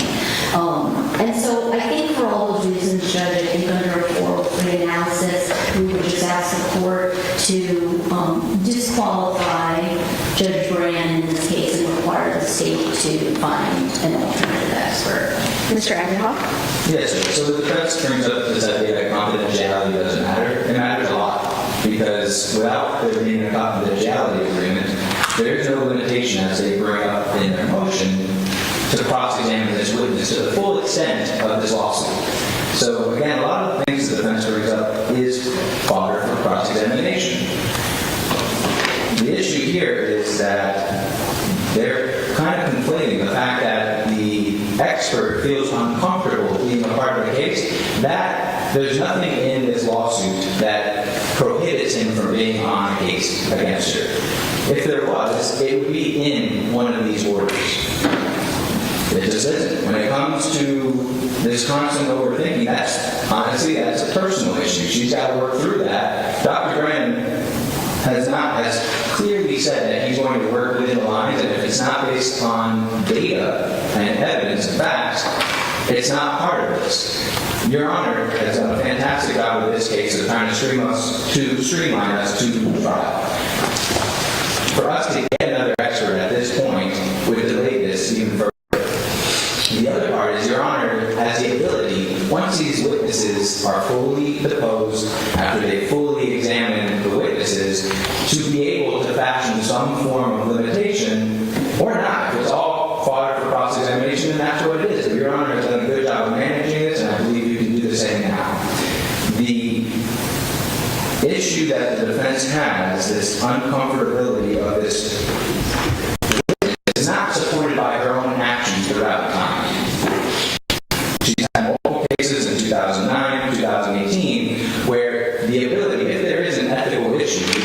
defense is raising today, she could have sent him and his actions of staying and remaining on these cases to some sort of review tool. Hasn't been done. We're just sort of walking through time where we're just raising our hands to the next defense attorney saying, I'm comfortable, and each of those defense attorneys are not raising conflicts because one doesn't exist. And that's why we're here, Judge. At this point, the defense has not shown that they're entitled to exclusion. They can't show that this court can't monitor this situation. They talk about this becoming a sideshow. It easily should not be a sideshow and be limited to not be a sideshow because this is, and battered spouse is a case of facts and evidence and support. The defense brings up, and this is my last point, that they hired their expert first. In reality of this, the state is not raising defendants' defenses or potential defenses for them. So in every case that there's a murder, what defense is asking is that we hire Dr. Brandon and other doctors alike to completely negate this first to the altar of hiring. And that's just not possible. It's not feasible to taxpayers to have to front those bills, and it's not how this all works. It's just, at the end of the day, this first come, first served is not how this all works. We're able and entitled to be able to hire an expert that we believe can adequately and professionally handle this case. There's no issues at this time to warrant exclusion of Dr. Brandon. Mr. Lisi? Judge, I will only just respond to direction by Dr. Walker to move forward in these 3 cases. Well, we know that he testified and she testified in the case in Palm Beach, Lake's case, and as a result of that, she understood what it was like. She felt that it was very uncomfortable and she was hampered, and as a result, she has made efforts to avoid that. Satoya Johnson, as soon as she saw that he was on, she withdrew. There is no need to direct to the ethics board because she's no longer part of that case. As far as the Corvalon case, it's still pending. She hasn't testified and he hasn't testified, so there's no reason to send that to an ethics board. And similar to this, I guess we'll wait to see, what happens. But those are not the times to do that. So I don't think that whether she directed him to ethics board is really the relevant issue. It's more about whether Courtney Clenney can get a fair trial if Dr. Brandon is allowed to be an expert. All right, thank you.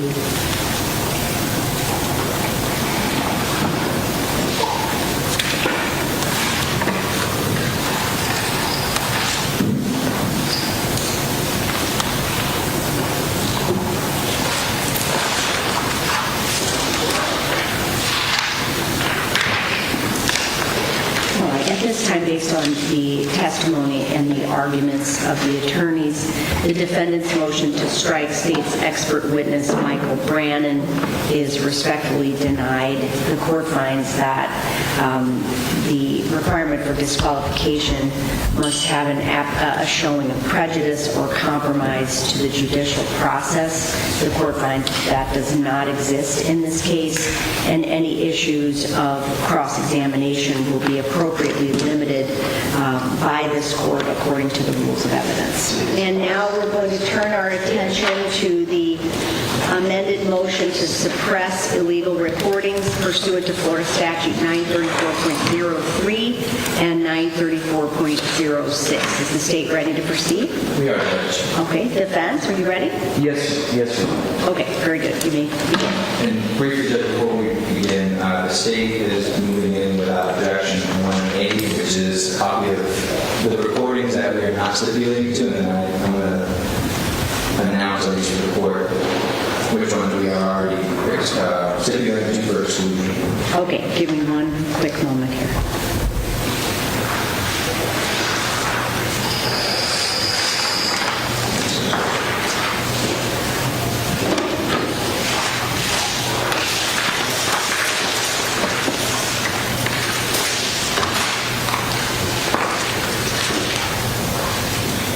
I'm just reviewing my notes so that I can match up with what you're going to tell me next. Okay, so go ahead. So From our motion, Judge, our response, we numbered them. And I'll read both our numbering and then actual the filings.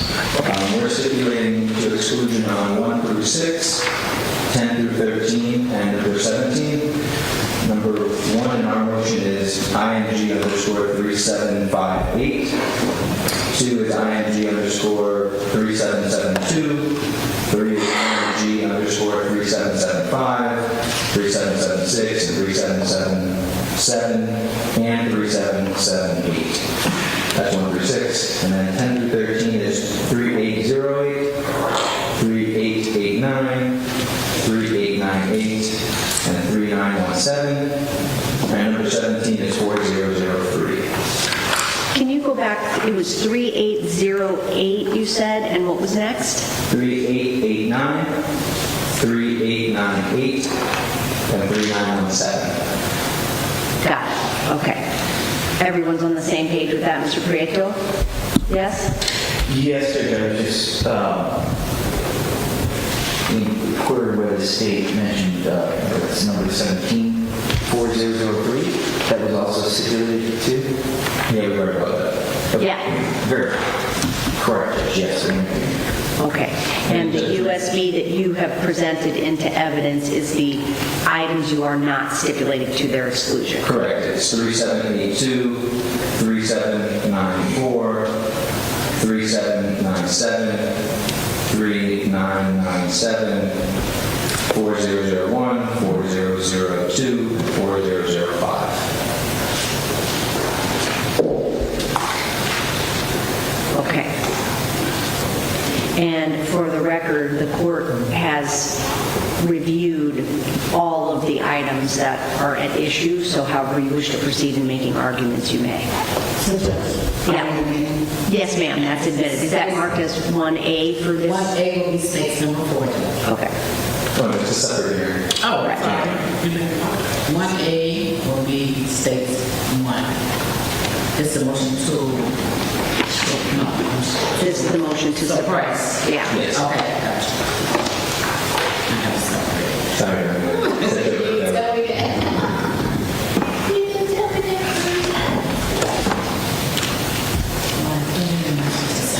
Judge? Yes.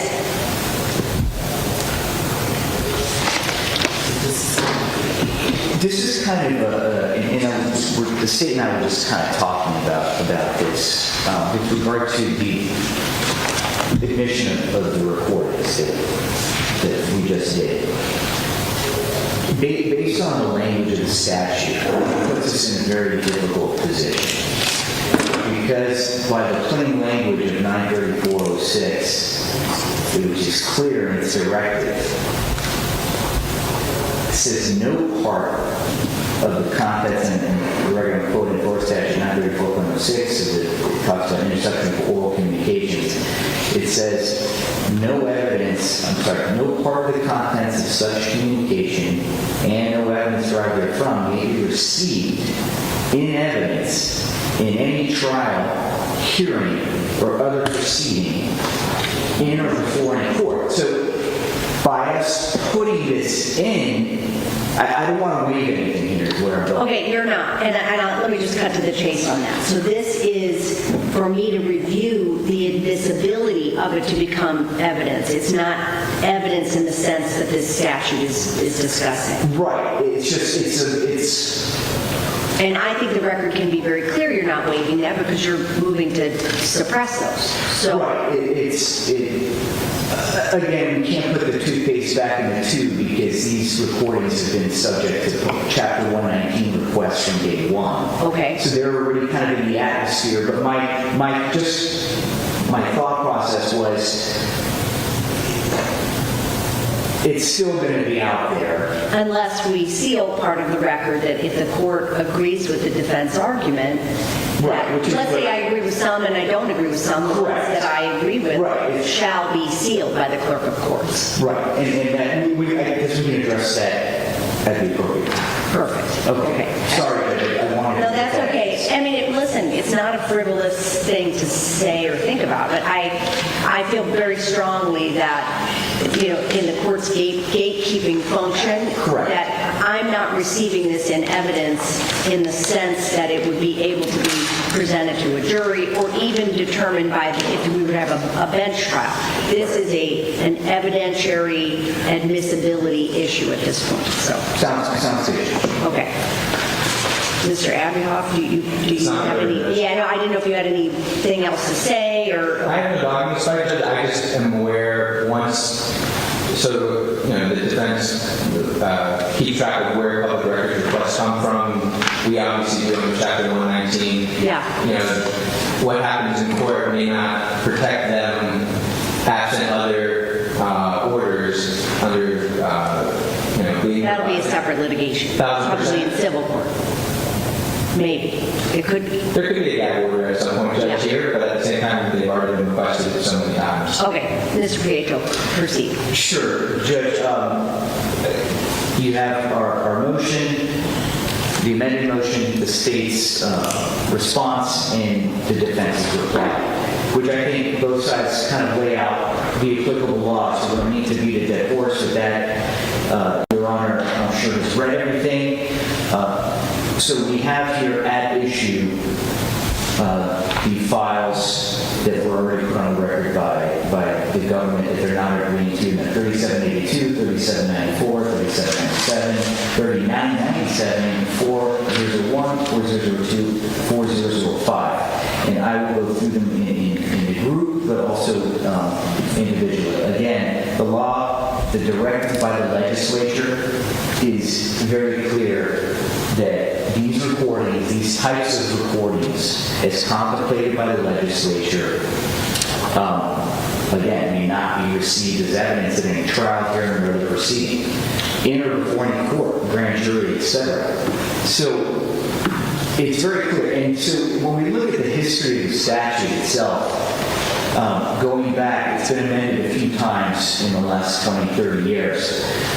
The McCabe case is one of those that I think is very instructive about how the courts, the appellate courts, perceive rulings by the trial courts and what their function is in interpreting statute applying to recordings. In the McCabe case, which was prior to the amendment allowing for recordings of victims of sexual molestation and sexual battery, the McCabe case was a case where the victim, a child victim, I believe she was a teenager at the time of the recordings, in her bedroom recorded her abuser, who made admissions as to committing a sexual battery upon her.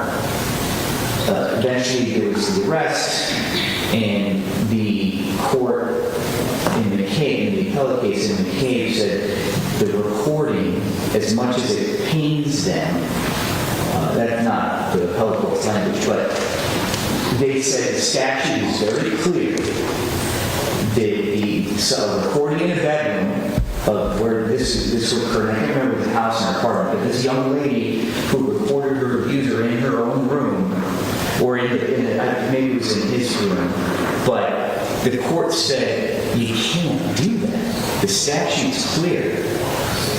Counsel, may I ask you for a second? Yeah.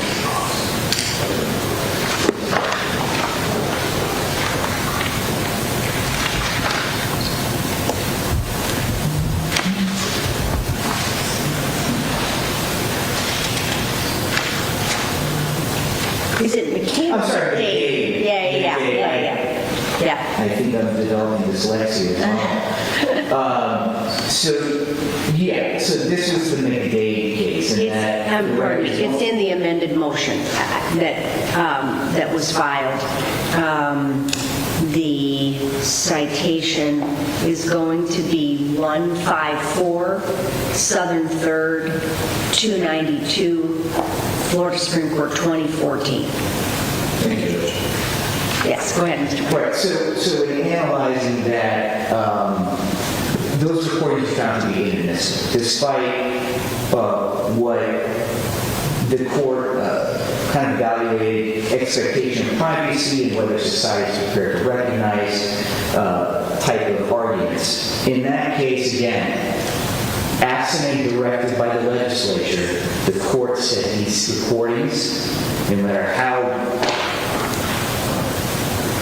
altruistic the motives may have been by lower courts wanting to admit these things, the directive is clear, right? The trial courts can't legislate, or even the appellate court can't legislate from their respective benches. So, what happened after McDade? The statute, and I don't know the year, but I know it was amended, and the legislature put in the exception. A victim of the sexual battery or sexual violence can, right, there's an exception for that. So, how does that kind of reasoning apply to what we're arguing here? So let's just start by, and I would just mention, and it is in my reply. So the state, in their response, laid out a test. That test is not the law. I think it's instructive, but it is not the law. That comes from a federal court opinion that is quoting a dissent. I forget which justice it was, but that was not the majority opinion in that appellate case. But the state goes through their analysis, and I want to just present, Mr. Adams going to have a chance to present the state's position on this. So I'll state our position, their position, and rebut that. So let's, by starting with recording IMG 3782, that is, the state's argument is that there was no reasonable expectation of privacy.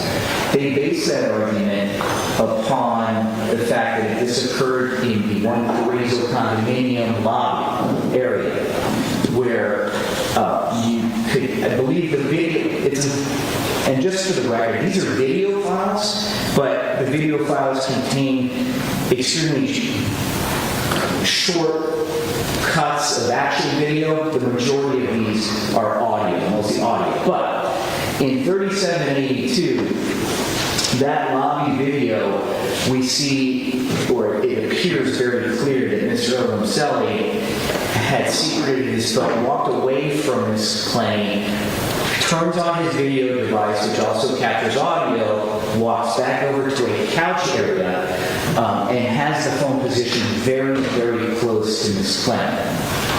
There's no indication that anybody was around them in earshot. You can hear some voices in the background, but again, we don't know how close these individuals were, and whether, and I would submit that the recording itself indicates it starts with Mr. Obumseli lowering his voice, almost in a whisper, to Ms. Clenney. Ms. Clenney lowers her volume in that particular video, and it's clear that they're both trying to keep their voices down. Why? Because they don't want anybody to hear the argument, and that would indicate a clear expectation of privacy, both subjective and objective. So, the state's argument that video, there was no expectation of privacy because it's in a lobby, fails. It's hard to tell from that video, but it's a very large lobby area. It's again, the audio portion of that, and actually the video portion, shows that the phone is exceptionally close to Ms. Clenney, and they both lowered their voices, indicating that they both had an expectation. Ms. Clenney would have had an expectation of privacy, as Mr. Obumseli is the only one that knows he's recording, since he walked away to turn his phone on, which was very common for him to do. So, under analysis of the statute and case law, this large lobby area, although it is a common area in the building, the expectation of privacy is clear in that both Mr. Obumseli and Ms. Clenney keep their voices down so as not to allow others to hear their conversation. So, under the statute, it would be admissible as she had a reasonable expectation of privacy in that conversation that she did not know was being recorded. So, second file is IMG 3794. The state concurs that this recording was made in her private residence, but sets forth that, and they get this from the dissenting opinion that they cited from the Federal Middle District that cited it, are not protected because of the nature, intent, manner, or purpose of the communication. So, the recording itself, there's no, so this is how McDade comes into play here when we're looking at what the state's arguing. There's no, because they repeat this on several of the audio video files, that, oh, this is evidence of some type of verbal abuse or physical abuse of domestic violence. Under the intersection of oral communications statute, there's no exception, right, for a domestic, assuming that the state is correct in their assertion that these recordings somehow capture a domestic abuse relationship. There is zero statutory framework allowing for a domestic violence exception like the legislature did in the sexual battery or molestation exception that they incorporated in the statute after McDade.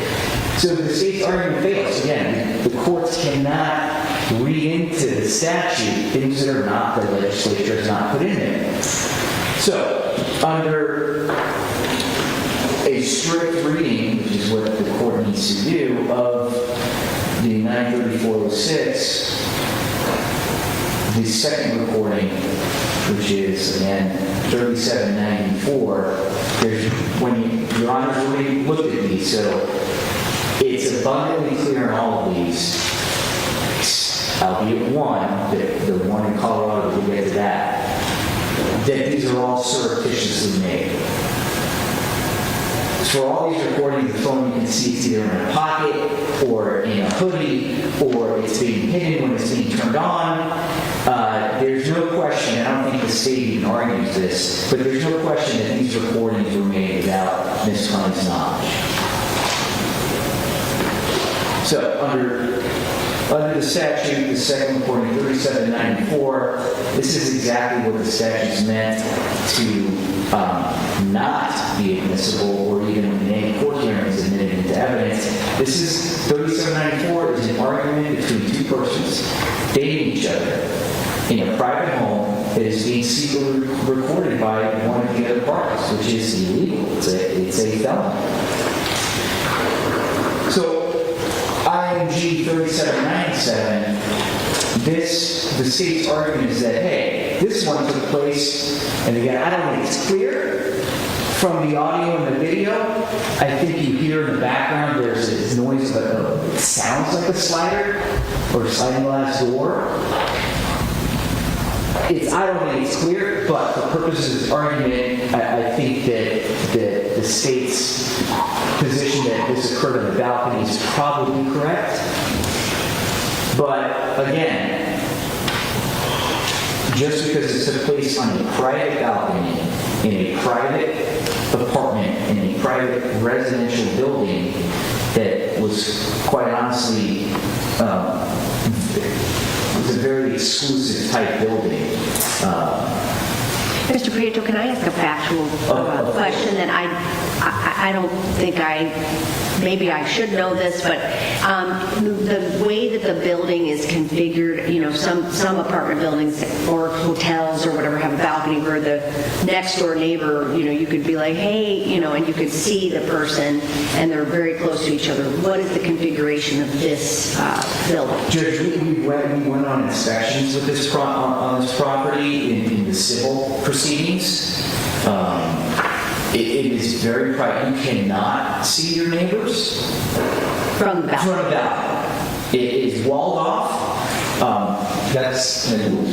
You'll have a chance to dispute it. Just to this clarification. Okay. So there's a barrier between every apartment. Okay. That barrier does not go all the way past the glass, and it does not go further than 4.5 to 5 feet. If someone who's standing over 6 feet tall, their eyes can look onto it. When it comes to her angle, she's on a corner unit, so if we're facing south, On the corner side, there is no other balcony on that side, on that part of the building.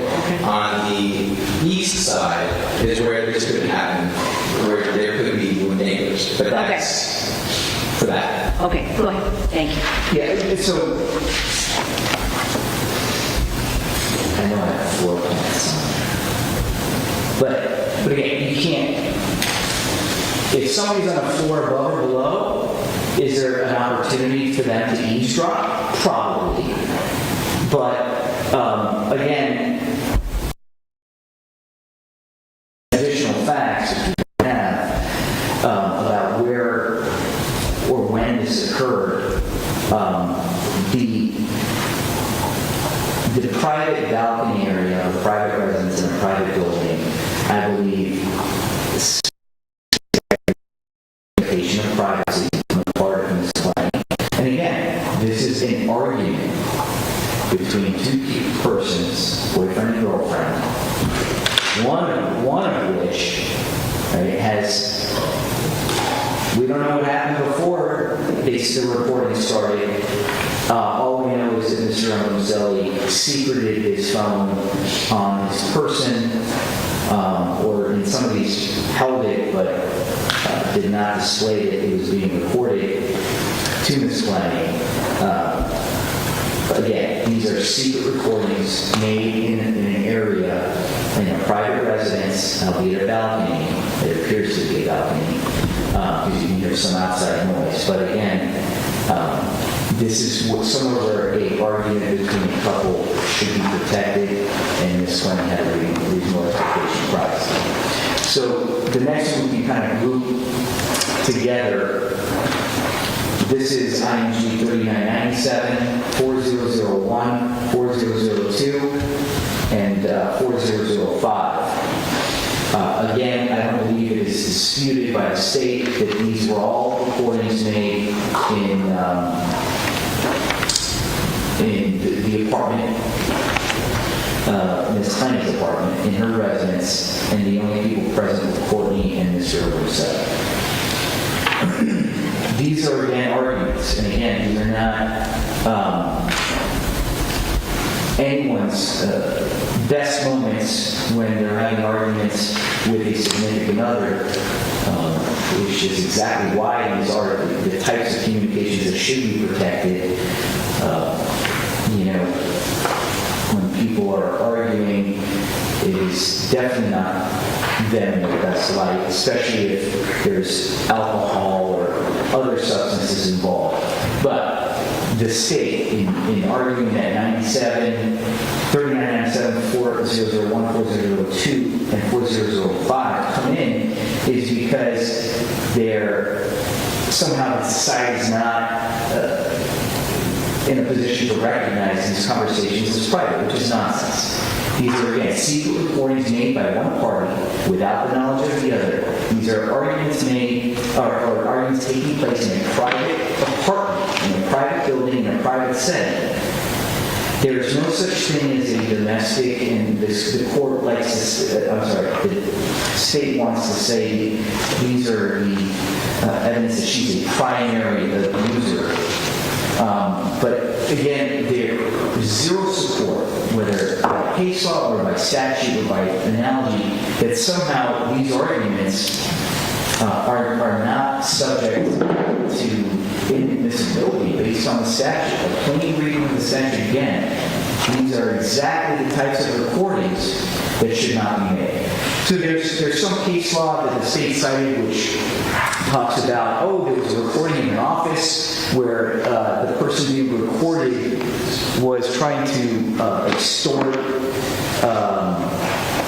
get the exact nature of their relationship. But in that case, right, the court looks at whether the criminal conduct that was being recorded was an extortion, and anyway, these were business settings in business offices. The other exceptions were, I think, like a checkout counter. Some of the case law talked about a checkout counter that somebody was overheard speaking. These were recordings that took place in the apartment between 2 individuals, one of which had no idea she was being recorded. So again, absent some legislative directive, the court has no other option but to rule that these rulings are not admissible.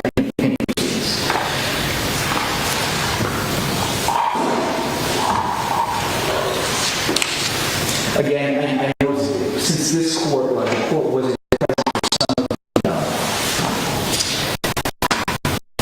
other proceedings that we've had, and I can't remember if at our relitigating bond issue whether or not we introduced evidences. I can proffer to the court, and Mr. Adloff can disagree with me if he'd like, but this is a very private building. The only access, and this goes to the state saying in their response, hey, we have a recording of a security guard at the door of Ms. Clenney's residence that was able to hear what they were saying. So clearly, if the security guard could hear them, and she's screaming, she's got no reasonable expectation of privacy. Well, that's just nonsense. This building was very private. There was one key fob. Well, not one key fob, but there was in order to get to Ms. Clenney's apartment, you have to have a key fob that works for that particular unit. Not that floor. As soon as you come out of that elevator, you are in Ms. Clenney's foyer. There's no entrance to a neighbor. When you're coming out of the elevator to the right, there was a door that led to the outside, several feet away, that led out to an area where I believe there was an emergency stairwell and an area where they could put refuse out to the right. But you have to go through another locked door, of which no other residents have access to that door that goes into your foyer. To the left is the front door of the residence that could be locked. So you could basically get off the elevator and not have access to the apartment if that door was also locked. It was obvious that they left it open. But the only people that can access that floor are either if Ms. Clenney or Mr. Obumseli gave somebody the fob to get into their apartment, or if it was a building staff member. And nobody, if they're having an argument, nobody's going to expect that either security or one of the other people is at their door. So these arguments that the state, not the arguments between Ms. Clenney and her boyfriend, but the state's argument that, just because the occasion was able to hear that through the door, eviscerates her expectation of privacy, that's just nonsense. This is a very private building. Again, private arguments taking place in a private apartment where Ms. Clenney had in her home a clear expectation of privacy. So this is not like, a ghetto apartment that, I don't know, that I live in where I can hear my neighbors through the paper door, through the paper walls. I've got 25 apartments per floor. You open up an elevator and, hey, good morning, how's everybody doing? No, this is a very private area, which is why a lot of people want to live there because of the privacy. Or privacy, as some would say from across the pond. So, again, all the factors that the state goes through, which they get from the dissenting opinion quoted by that federal case, those factors are instructed for this court. However, the clear language of the statute controls. There's no judicially created exceptions to the statute, which is what the state is asking the Honor to do. Create some type of, as they term it, some primary domestic aggressor exception to the interception of her oral communications. Simply not supported by the law or the facts of this case. Thank you, Mr. Pretrial. Mr. Adhoff? Thank you, Judge. So the defense talks about us citing to a number of factors in a dissenting opinion. That opinion cites to Brugman v. State 117, Southern 3rd, 39, Florida 3rd, DCA 2013, which also cites to in carry on 1272, 1985 for the Supreme Court. Case in Jatar v. Monteletto,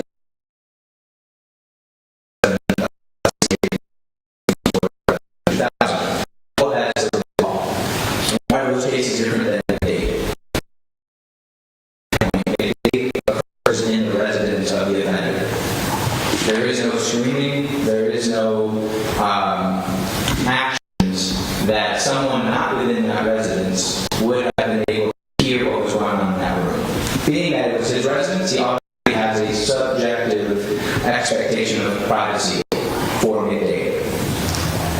That's different than here. And going by each one, 3782, which is in that lobby, there is no expectation of privacy subjectively in the lobby, whether you're whispering or not. That is very, very specific and very different from midday. And so 3782 is the easiest one to discuss here because it is in a public place where every case cites to that you cannot have a subjective expectation, let alone an objective expectation. 3794 is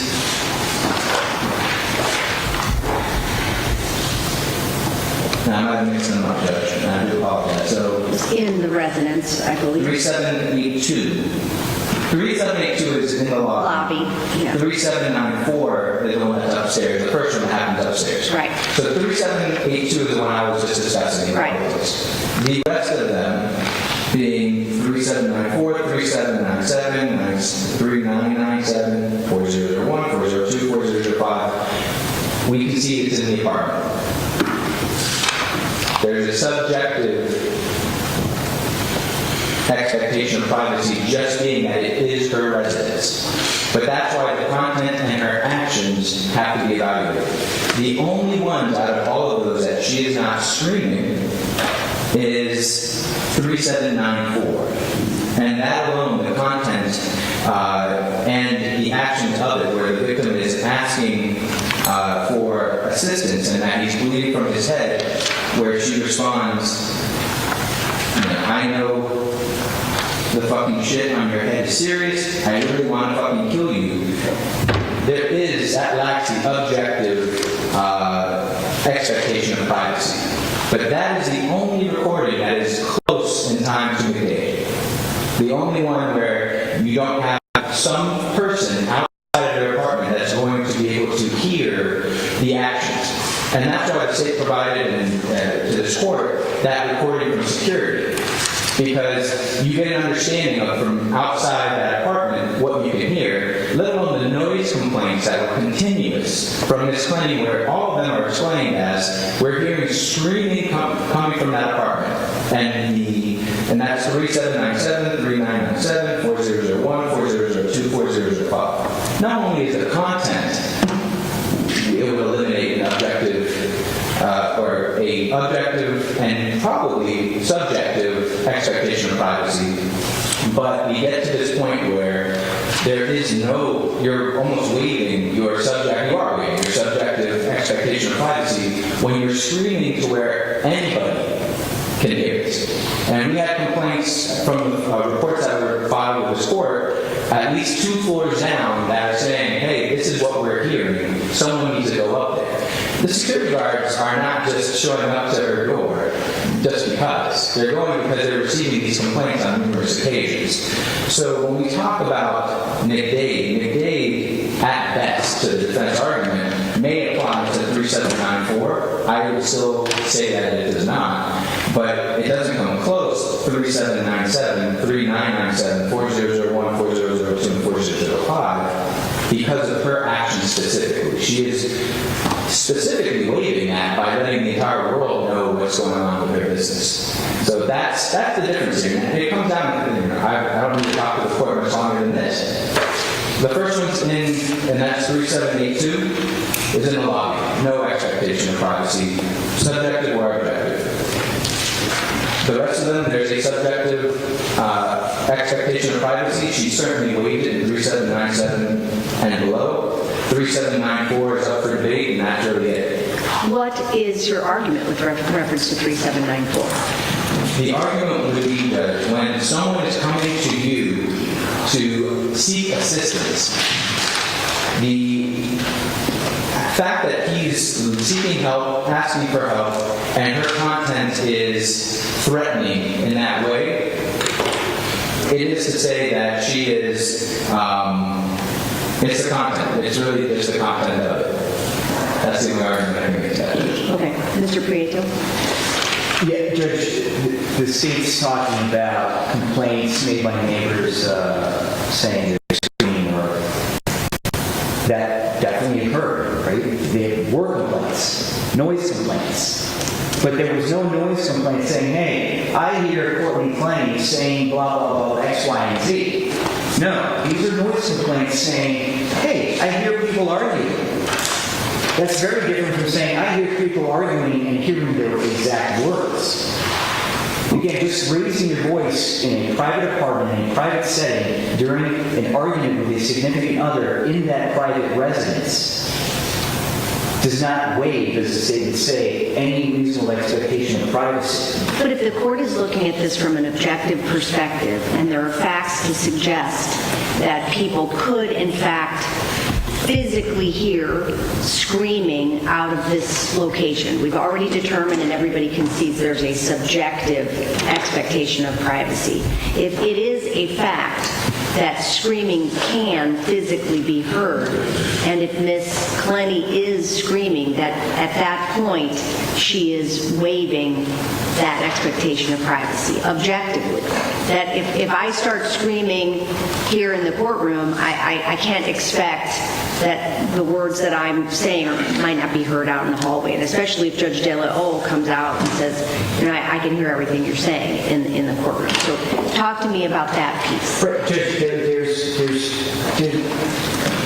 objectively, Ms. Clenney's not waiving anything by raising her voice. Again, this is within the four walls of her condominium where people complain of noise, but not, that doesn't mean that they can hear if the person speaking is waiving the content of their communication.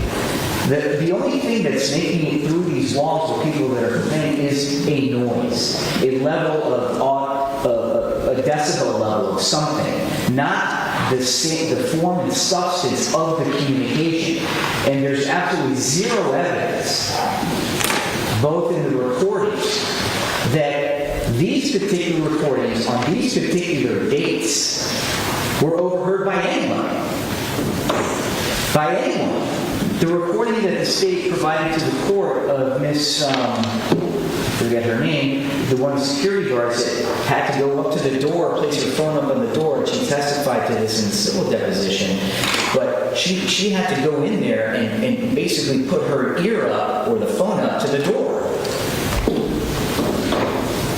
So, and that is not a recording that the state is seeking to introduce, like all the ones that are listed here and subject to this hearing. There's absolutely no evidence before this court that anybody overheard these recordings that the state is seeking to introduce. There's no question that these were surreptitiously made, so that the state has to concede those. But as far as somebody raising their voice in an apartment to make the leap that eliminates any expectation objectively, any expectation of the contents of their communication is just not right. Just because you can hear somebody maybe screaming doesn't mean that you, as a person who may be raising your voice, is waiving the actual form and substance of that communication. There's no case law to support that. But again, there's absolutely nothing before the court that says anybody overheard these conversations. There was any way anybody did hear them or not. So, but the state's saying, well, because somebody overheard them once, that forever, by raising your voice, you have objectively waived any reasonable expectation of privacy. That's like saying, if the police execute, it's all wrong. Let me try to, probably shouldn't come up with things on the fly, but I'm going to say this. Well, actually, I think this is in the state's original response, saying, well, Miss Clenney, if she knew that Obumseli was recording him once, then she should expect that he's always recording him. And so she has no expectation of privacy. That's a nonsense argument. That's what the state's trying to argue. That's like saying, if the police come and serve a warrant at your house, and the warrant was bad, well, you should know the cops could break your door down anytime after, so you have no expectation of privacy in your residence just because they did it before. So that argument that she knew Obumseli would record her on occasion, that's not a waiver. Just like it's not a waiver to raise your voice, again, and specifically these recordings, there's absolutely zero evidence that anybody heard the communication, right? The statute is interception of an oral communication or wire communication. That doesn't say, well, hearing a noise is that communication. A communication is the words, the message of the words, not, oh, I heard somebody arguing. So there's no waiver, objective or waiver of subjective privacy in this case. Mr. Abiel, you look like you may want to respond. Okay, go ahead. First off, Judge, we are seeking to have that recorded by the security guard, and that's just not part of their motion. They're not seeking to exclude that. So, yes, there are a number of recordings that we will seek to introduce. I'm not sure where McDade's defense believes that this idea of what they're saying is a law is a law. That's not what McDade says. McDade specifically lays out any oral communication uttered by a person exhibiting an expectation of privacy under the circumstances reasonably justifying such an expectation. That is the state of the law. It's not this, if you can make out every word that they're saying, that applies. That's not what the law is. So I get it. That's the best form for them to push forward their argument, but that's not the state of the law.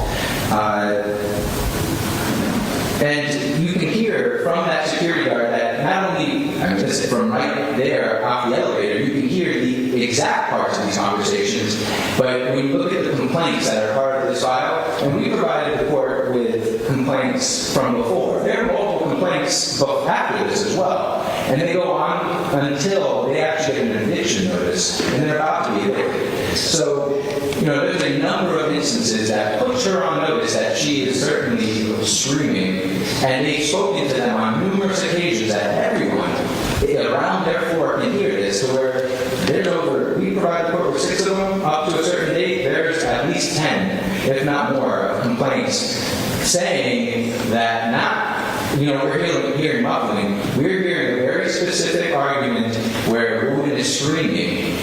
And that's the point of it. So my argument to the defense statements, they're misstating the law of McDade, they're misstating the law of this, what this court is required to follow, and because of her actions, of how she's addressing these conversations, she is waiving her objective expectation of privacy.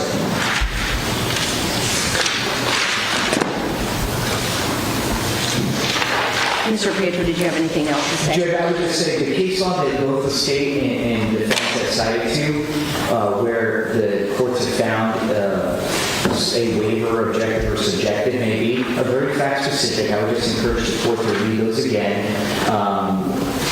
because they are very specific of where they're finding either a waiver or some type of non-objective or a waiver of reasonable subjective expectation privacy. They're a lot different than here. These were arguments in the apartment. I don't want to beat a dead horse here, but again, raising your voice does not vitiate your expectation of privacy in your own home. And that's what we have here. I'm just reviewing a few cases and I may have a question.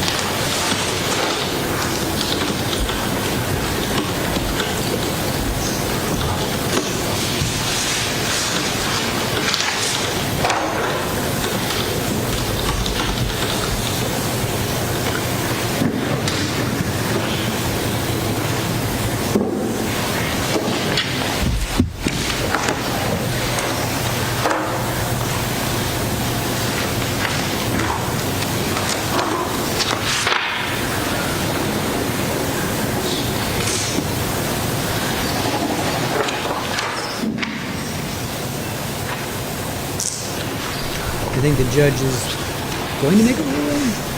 I'm not quite sure, but they show the woman who Courtney was making faces at earlier at the beginning of the hearing. So they show her.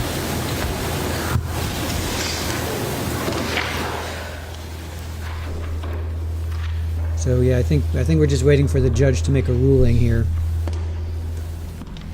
or at least come back. But I want to stay here because they show the woman. It was a woman who she was making faces at.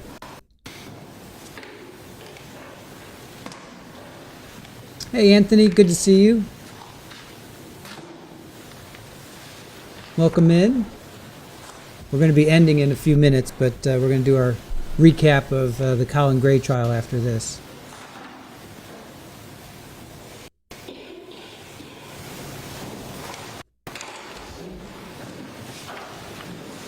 No, she wasn't making faces at the security guard.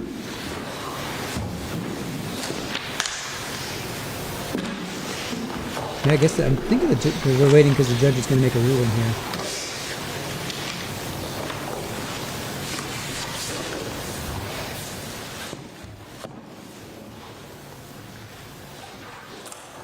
There's only a few minutes left.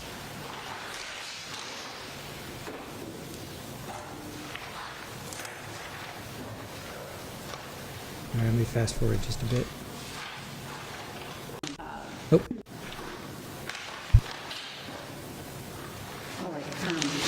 Based upon the court's review of the record, the pleadings that were filed by both sides, and I appreciate, I probably say this a lot to you all because of the level of preparation, and of course it's substantial, so I appreciate that very much.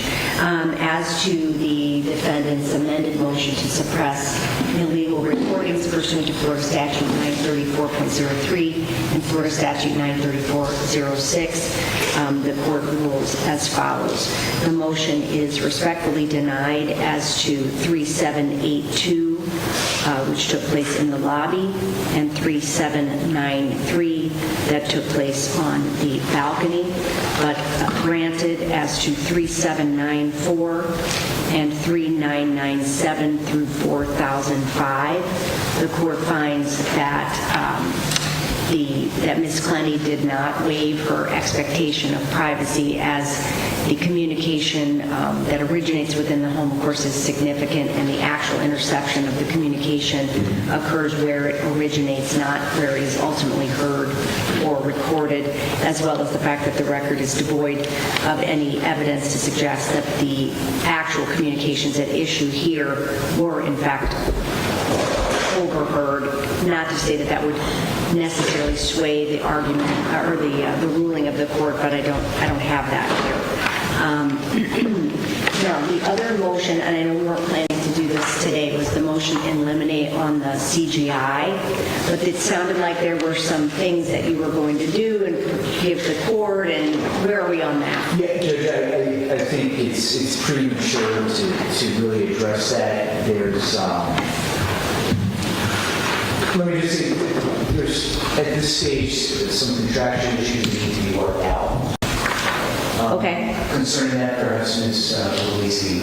I don't need to necessarily be briefed entirely on that. I just wanted to know if that was something that you were ready to do soon. Well, we wanted to talk to the court about it, and I haven't done this in so long, so I'm not sure for cost. Okay. We want to see if Ms. Clenney could be declared as indigent for cost. She doesn't have any funds to be able to proceed in the way that we do. So I'm not sure how that occurs. If by motion, if we can have her fill out a financial affidavit, or if the court can ask her questions. I haven't done it in a while, so maybe indirect. I think it would be appropriate to file a motion along with the indigency affidavit, and then the court will rule accordingly. It's not really, I don't really think the state has much of a dog in that fight, that we would need to necessarily litigate it in open court. To be fair, Jack needs to be noticed and copied. Do we have any indigency forms here that I Yes. have to fill out now? Darlene has that. Just for clarification. Yes. I believe your Honor said 3793 for the document. I believe that's 3797. If I said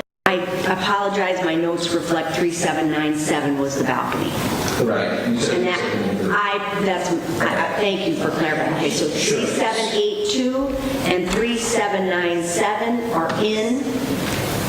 3794 and 3997 through 4005 are out. And Judge, just so the defense is clear on their position, we understand the court's ruling as far as admissibility in 93403 and 06. We will reserve our right to challenge under 403 or other grounds at a later time prior to trial. For the ones that you've said are not violated in 934. Understood. I think just what's pending is the 404, which we have some depositions and things to take before we file a response to it. And then that also, we're working on the reverse individual. And so there are a few things that we have to do. So I'm not sure if you want to set a status before the trial or how we want to do. Oh, yeah, for sure.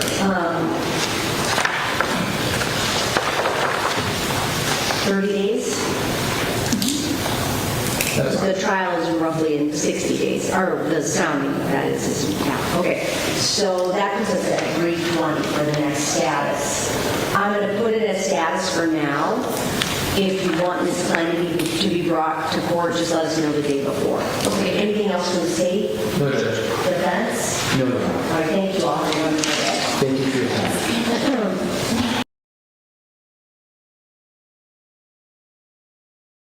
All right, so we saw her. We saw the person who she was making all the faces at and saying "go to sleep," all this stuff. So, all right, so I got one more thing I want to show you guys. It's only a minute, and then I'm going to break before we do our recap with Claire at the top of the hour, another 50 minutes or so.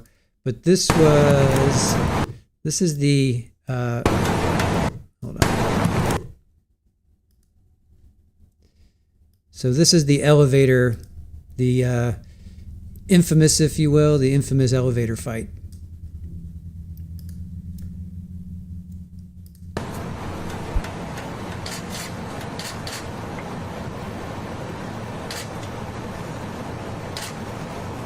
Just in case you haven't seen it.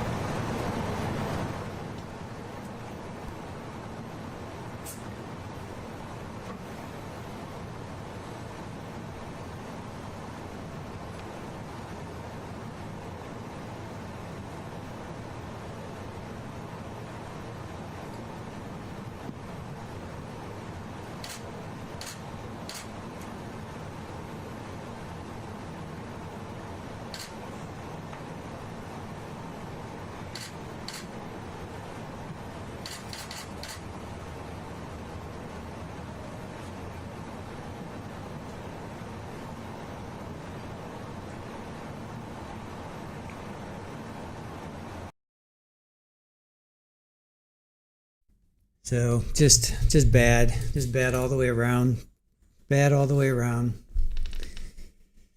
So anyway, so trial's going to start April 27th, barring any other delays. The state thinks it's only going to be a week for them, and then the defense is going to call at least the one witness, Dr. Lenore Walker. So we'll have at least one witness on Courtney's side. If she takes the stand, that'll be really interesting. Yeah, she's wilding out for sure, Joyce. So, all right, you guys. April 27th. It's really interesting. He passes away on April 3rd, and it's going to be April 27th. So her defense right now is self-defense. She's not doing stand your ground.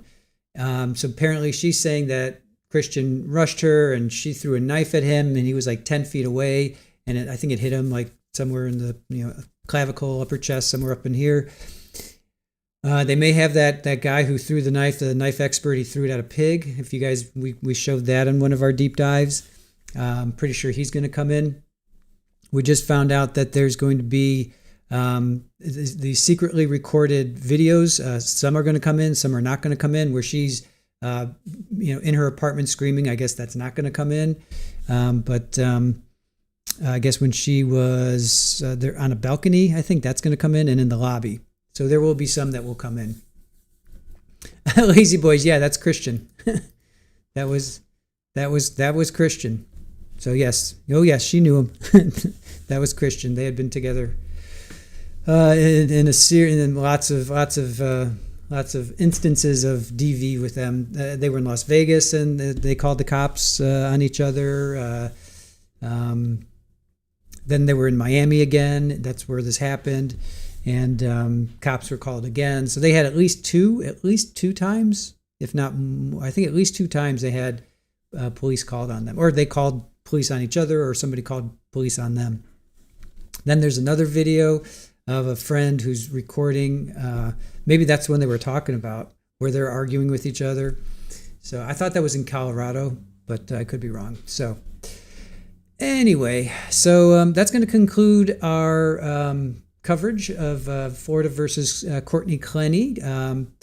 April 27th is when it starts. So we're going to get through Corey, and then we have Julio Fulio, and then hopefully that will lead us right into Courtney Clenney. So with that, we have a redirect for the recap with Claire. That's the Colin Gray recap.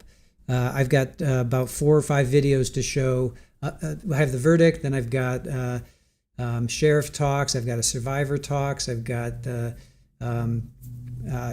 prosecutor talks, I've got a school board meeting. So we're going to watch all of that, excuse me, at 2 o'clock Eastern. So that's another 45 minutes. So Dwayne, if you're watching, here's your buddy. She's giving me a silent meow. That's a good girl. Yeah, it's a good girl. Yeah. Oh, and there you go. Say hi to Dwayne. Say hi to Dwayne. Yeah. Say hi to Dwayne. Yeah. Say hi to Dwayne. So there you go. You got a hello. You got a meow hello. So, all right, you guys, I'll let you go. Join us 45 minutes. We have a redirect set up for you, so you don't have to do anything. And I'll be on at 2 o'clock Eastern. So until then, take care of yourselves, and we'll see you then. All right, bye.